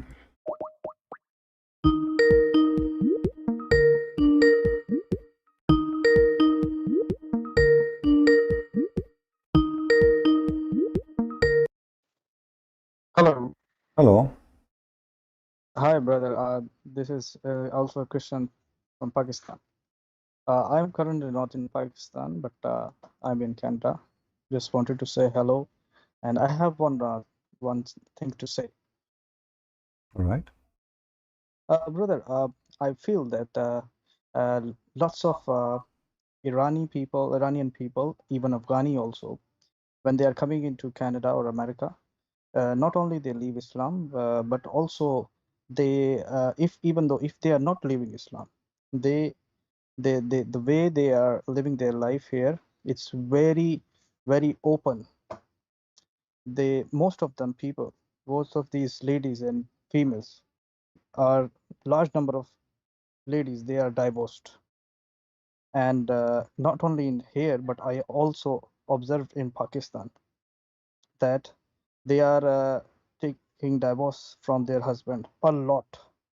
It's a lot of increased number. So their men cannot control their women. So Yeah, there's a reason for that. It's a freedom. How you know who is religious, who is not, in a place where everybody is forced to say the same word, sing the same song, right? yeah, So just give them a freedom, and you will see. Like I remember, you go in the airplane. Saudi women, they are in the airplane wearing hijab, wearing veil. When the airplane passed, the Arabian airspace, they go to the bathroom. They have little bag with them. They come out with short. Like the girl, she left my seat. She went to the bathroom. She came back. I said to her, "This is not your seat." She said to me, "No, this is my seat." I said, "No, this is not your seat," because I mean, the woman who was sitting next to me, she was wearing a veil. You know, the girl who yeah, came back, she's wearing very, very short skirt. I mean, when she sit, I can see her panty. So I said, yeah. "This is not your seat. Hello, you're taking the wrong seat." The lady, she is going to come back. She says, "No, no, no, this is me." "What do you mean this is you?" I said, "Yeah, this is me. This is her." Yeah, Yeah. So exactly. just Uh, give them just some freedom. And now in Saudi Arabia, because now the new government is different, they give them freedom. Just search for nightlife in Saudi Arabia. What about Erdogan? Erdogan is very religious. He recites the Quran. He is a sheikh. He is an imam. He is yeah, worshiping Allah. But the nightclub is open. Number one business in Turkey is prostitution. yeah, Yeah, this is how it is, my friend. And yeah. we are here to expose them. Yeah, and one more thing, brother. I used to send video which from my previous from your other Skype. Seen such videos. Maybe those videos were new to you, but you change your Skype on and off. So if something happen, I am a member on Patreon as well. So how do I need? Which is the safer? How do I send you videos if there is new video something in Pakistan or other somewhere else? You What is can the you can safest way to contact me send in you? Patreon because Skype Yeah, I get a lot of but in Patreon you make an account, but don't send me things just to send. Only if you yeah, think it is worth it, something really yeah. I important. guess. Yeah, Yeah. in Patreon I you do not need to make any donation. It's for free for everybody. Actually, most of people who they are joining Patreon, they don't even never support anything, No, but it's okay. I am a supporter, brother. I am a member. I All am a right. supporter. Yeah, just send Yeah. me in Patreon, but don't send me every day. Send me only what you think it is really worth it, Yes. to see. All right? Okay. Okay, brother. Thank you so much, brother. All God right. bless you. God bless. Take care. Let us see. Maybe we take two more calls or something. All right. If you send me,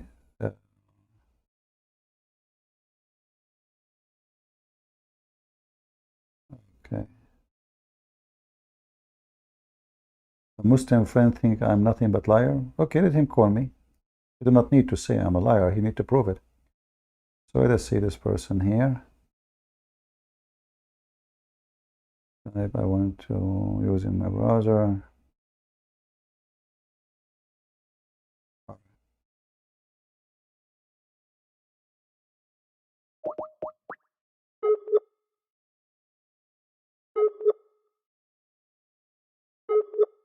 I have to go soon, guys, so I apologize.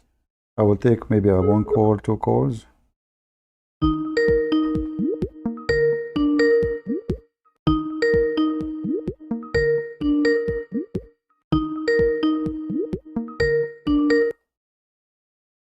Hello? Hello. Yes, my friend, you are live on air. Go ahead. Thanks CP for accepting my call. So actually I have a thing and 2 questions actually. Is it okay? All right. Okay. So actually first I want to share about what's happening in my country.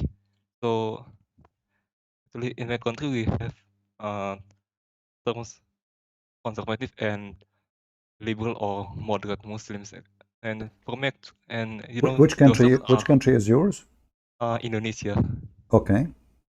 So actually the people who campaign those terms are even Muslims, moderate Muslims. So actually, I thought personally that those terms are actually problematic because if the conservative is good, then why do you even need liberals or moderates? There's And nothing. There's nothing. It's called moderate Muslims. All Muslims are the same. Either you are a Muslim or you are not. A moderate Muslim is just a lie. If there is a moderate Christian, I don't know because I think if the conservative Christians are good, right? So if the conservative, well, I think it's a trouble because if the conservative Muslims are good, so why do you need moderates? I'm trying to understand what you are saying, but moderate is just a false word. Does not exist for any religion, because either you follow what your master taught you, or you are fabricating a new religion to change it, and you call it moderate. Like is that like is that a phone 13, phone 12, phone 10, phone? This is about God. This is there's no phone 10 and phone. Either you take it or leave it. So those who claim of moderate, they are false. They are not believers, and there is no such a thing in any religion. As long you have a scriptures, as long you have something called the scriptures, and this is scriptures written long time ago, how you can say moderate? Do you have a new scriptures? If you receive a new scriptures, then you cannot even say the word moderate, because now you are following new scriptures. So we as a Christians and the Muslims and anyone, as long he have a scripture supposedly exists from long time ago, there's no new scriptures. So how moderate will be? Moderate is just a lie to cover the purpose of deception, to say I don't follow those things, I am a moderate, I'm better. Yeah, because I And saw that if you can make they your are question written to me, that will be better, because I have hard time to understand what you are saying, by the way. okay. All right. Yeah, I have questions about actually I saw I think a few months ago, I think or a long time ago, about explaining about the Muhammad regards to Aisha, and that the video I saw explaining that Sahih has several levels. Is that true, or is it just a thing made up? My friend, I apologize. I really have hard time to understand you. Give me the question in text, and I will answer you. Okay, CP. All right. So I apologize. Your accent is very hard for me to understand. so that's it on Skype or on Yeah, WhatsApp? you can text me in Skype, no problem. Thank you. Okay. All right. Thank you, CP. Bye-bye. Now, you notice in the chat, there's a guy, his name is Palestine. But the funny is, that Palestine word does not exist in the Quran. So why in the world a Muslim call himself Palestine when his God himself never remember it, never mention it, never have it, never knew about it? How someone call himself Palestine when the Quran says that Allah, he gave the Holy Land to the Jews? And by the way, this is additional proof that Allah is a fraud. Muhammad never thought that this land will become a Muslim land.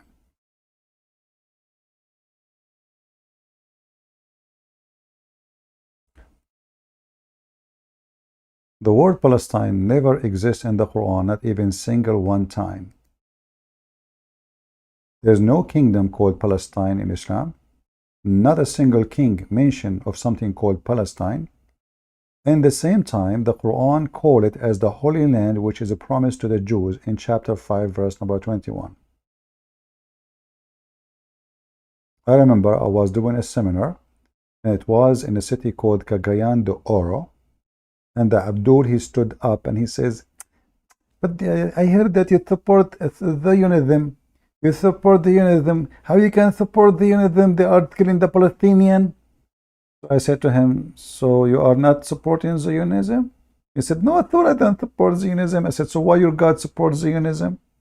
Isn't it the Quran says that your God Allah gave the Holy Land to the Zionists? He said, the Quran doesn't say that. I said, okay, open chapter 5 and read for me verse number 21. He did read verse number 21. He said, this is not for the Jews, this is for the Muslims. He said, read it. Read the verse after it. Abdul. So they use words have nothing to do with them. Since when the word Palestine belong to you? You have nothing to do with it. And you are not even a Palestinian. The real Palestinian, they never spoke Arabic. They don't know Arabic. And they don't look like Arab. You are just a potato. Palestine.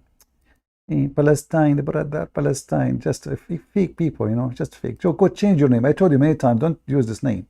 Go change your name and come back. Call yourself Palestine, Fartestein, any fart you want.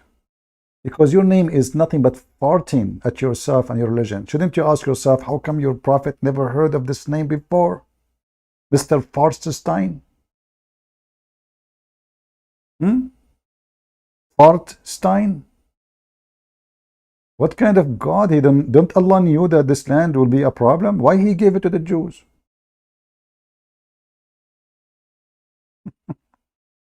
Obviously, Allah do not know. Why you blocked me? Who is this guy? I blocked him. I blocked him, but he can't text me. Let us see. I will take first the Pakistani Christians. Hello? Hello. Abdul. Hello. So they use words. Can you mute you too, please? Yes, I've done that. Thank you for calling, CP. You are welcome. So you are a Christian from Pakistan?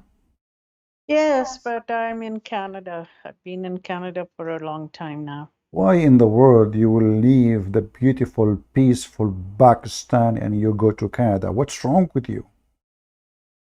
I don't know. It just happened. Isn't it beautiful to go in the morning and you hear the adhan and those long beard and shout, and everybody is happy in Pakistan. It's the beautiful, amazing happiness because of Islam. Have you ever heard of a Pakistani Muslim is not happy? I'm not a Muslim. I know, I'm just joking. Yeah, I know.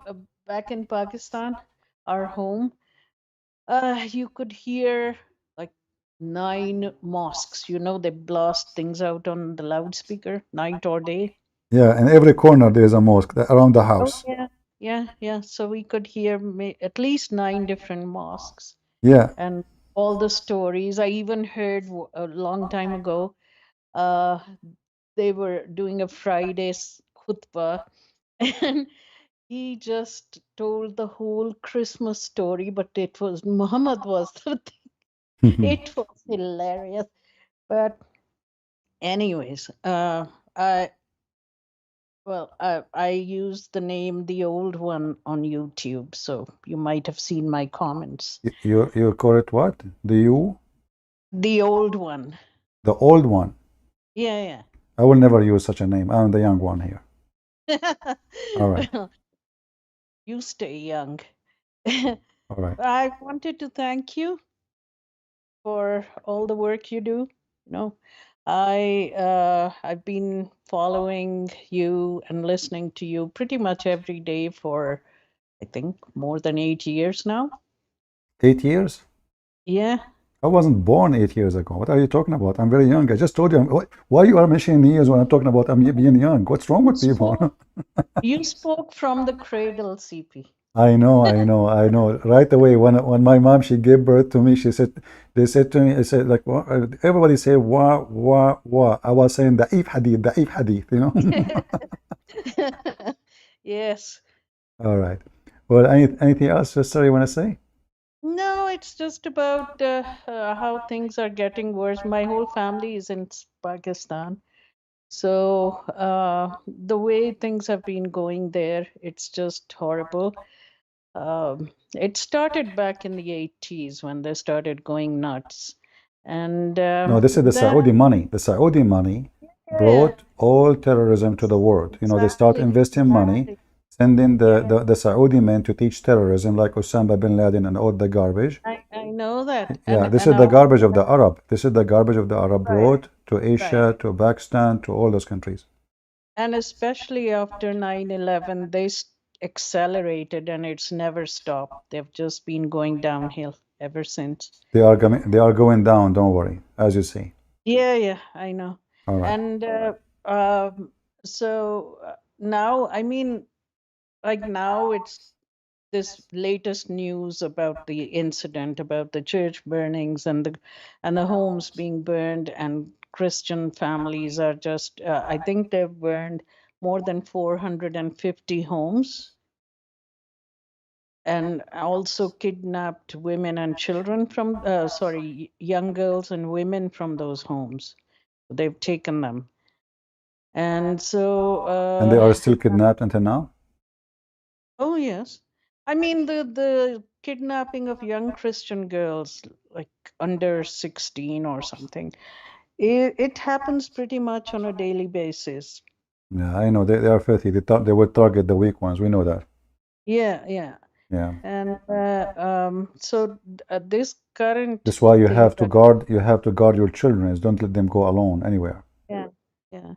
And I mean my family is there and it's the first time, like my nieces, they were telling me a few months ago that now they don't feel comfortable going outside. Yeah, I understand. So yeah, but anyways, so I'll ask everybody to please pray for Pakistanis and everywhere else, like Egypt, Nigeria, where all these things are happening on a daily basis. Pray for the families because, of course, they won't get any help from any government or institution. So these are families that are just out in the fields. They have no shelter. They have nothing. They have to run out of the towns. So they're out in the fields, men, women, children. Yeah, I understand. Well, So I hope that there's some they will be able to help literally, not by just prayer, because prayer doesn't feed people, you know, alone, you know, because people need to do some work in order to help. Not just I pray for you to eat. I pray for you to be safe. So we yes. pray and we should do work, and I will be happy to support any kind of action people would do. And it's another thing is to find the right kind of people who actually will deliver Yeah. to people, because Yeah, trust even people because you know, there's a scammers and right, there's people most of the they feed in those so-called occasions. charities, most of the so-called charities don't, uh, or they give it into the hands of unfortunately corrupt people who call themselves Christians, but they are in many churches. So that's another issue.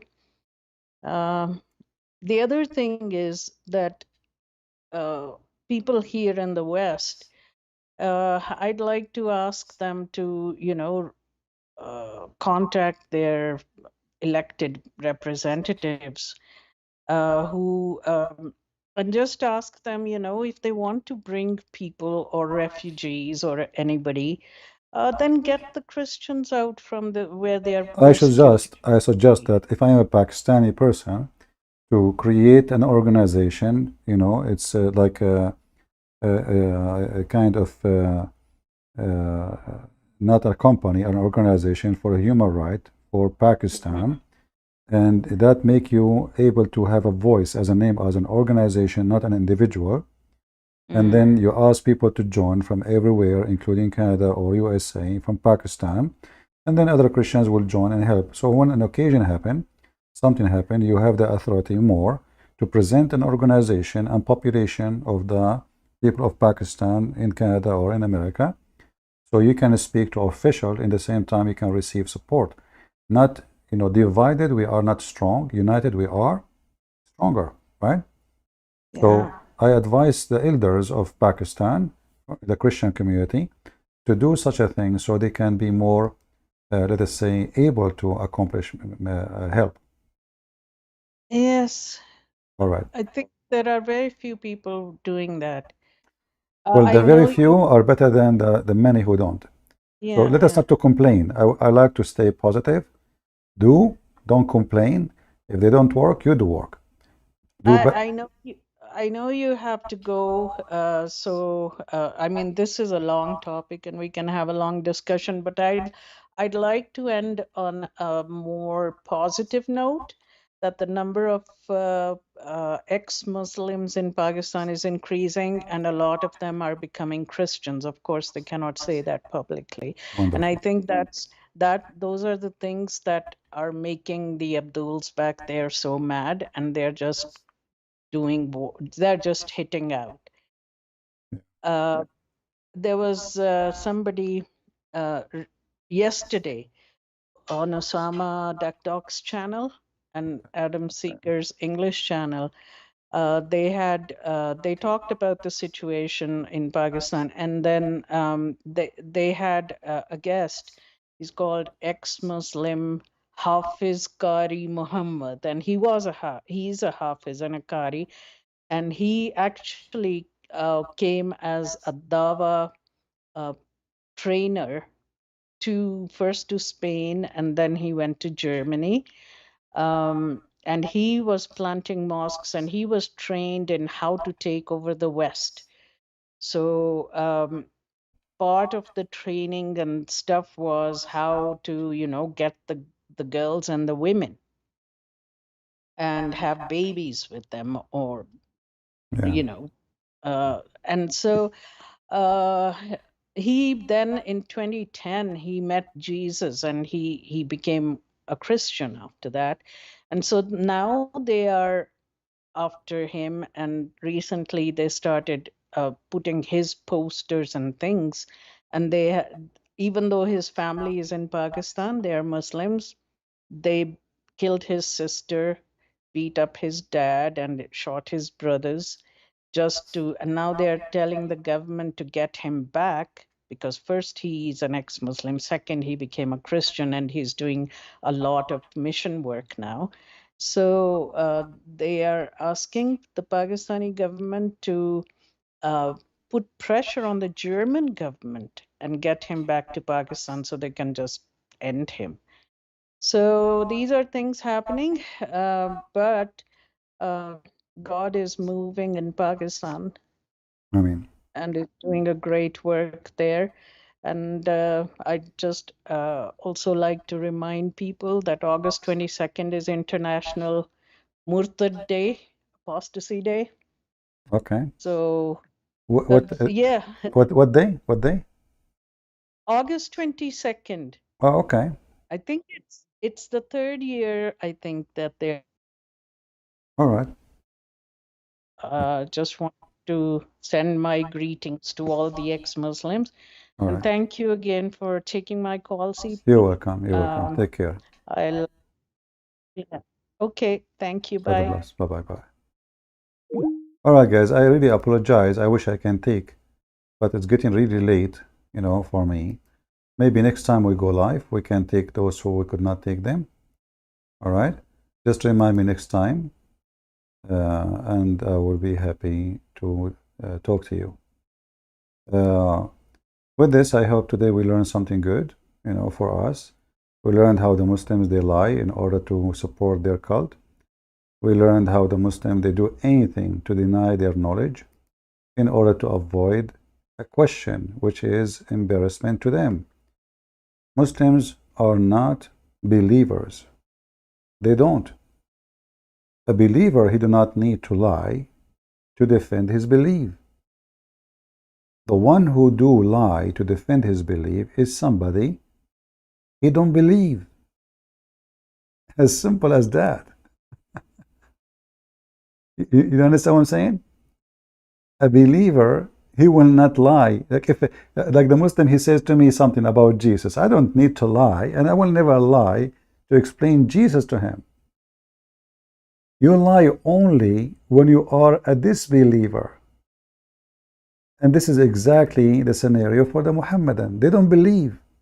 They have nothing to do with the belief. They are just defending without understanding by lying. And the more they lie, the more they dig down their grave. A Muhammadan for me is somebody, he lie and he think nobody notice that he is lying. But we laugh at their lies. We notice right away that their lies is stupid. And then their lies work against them.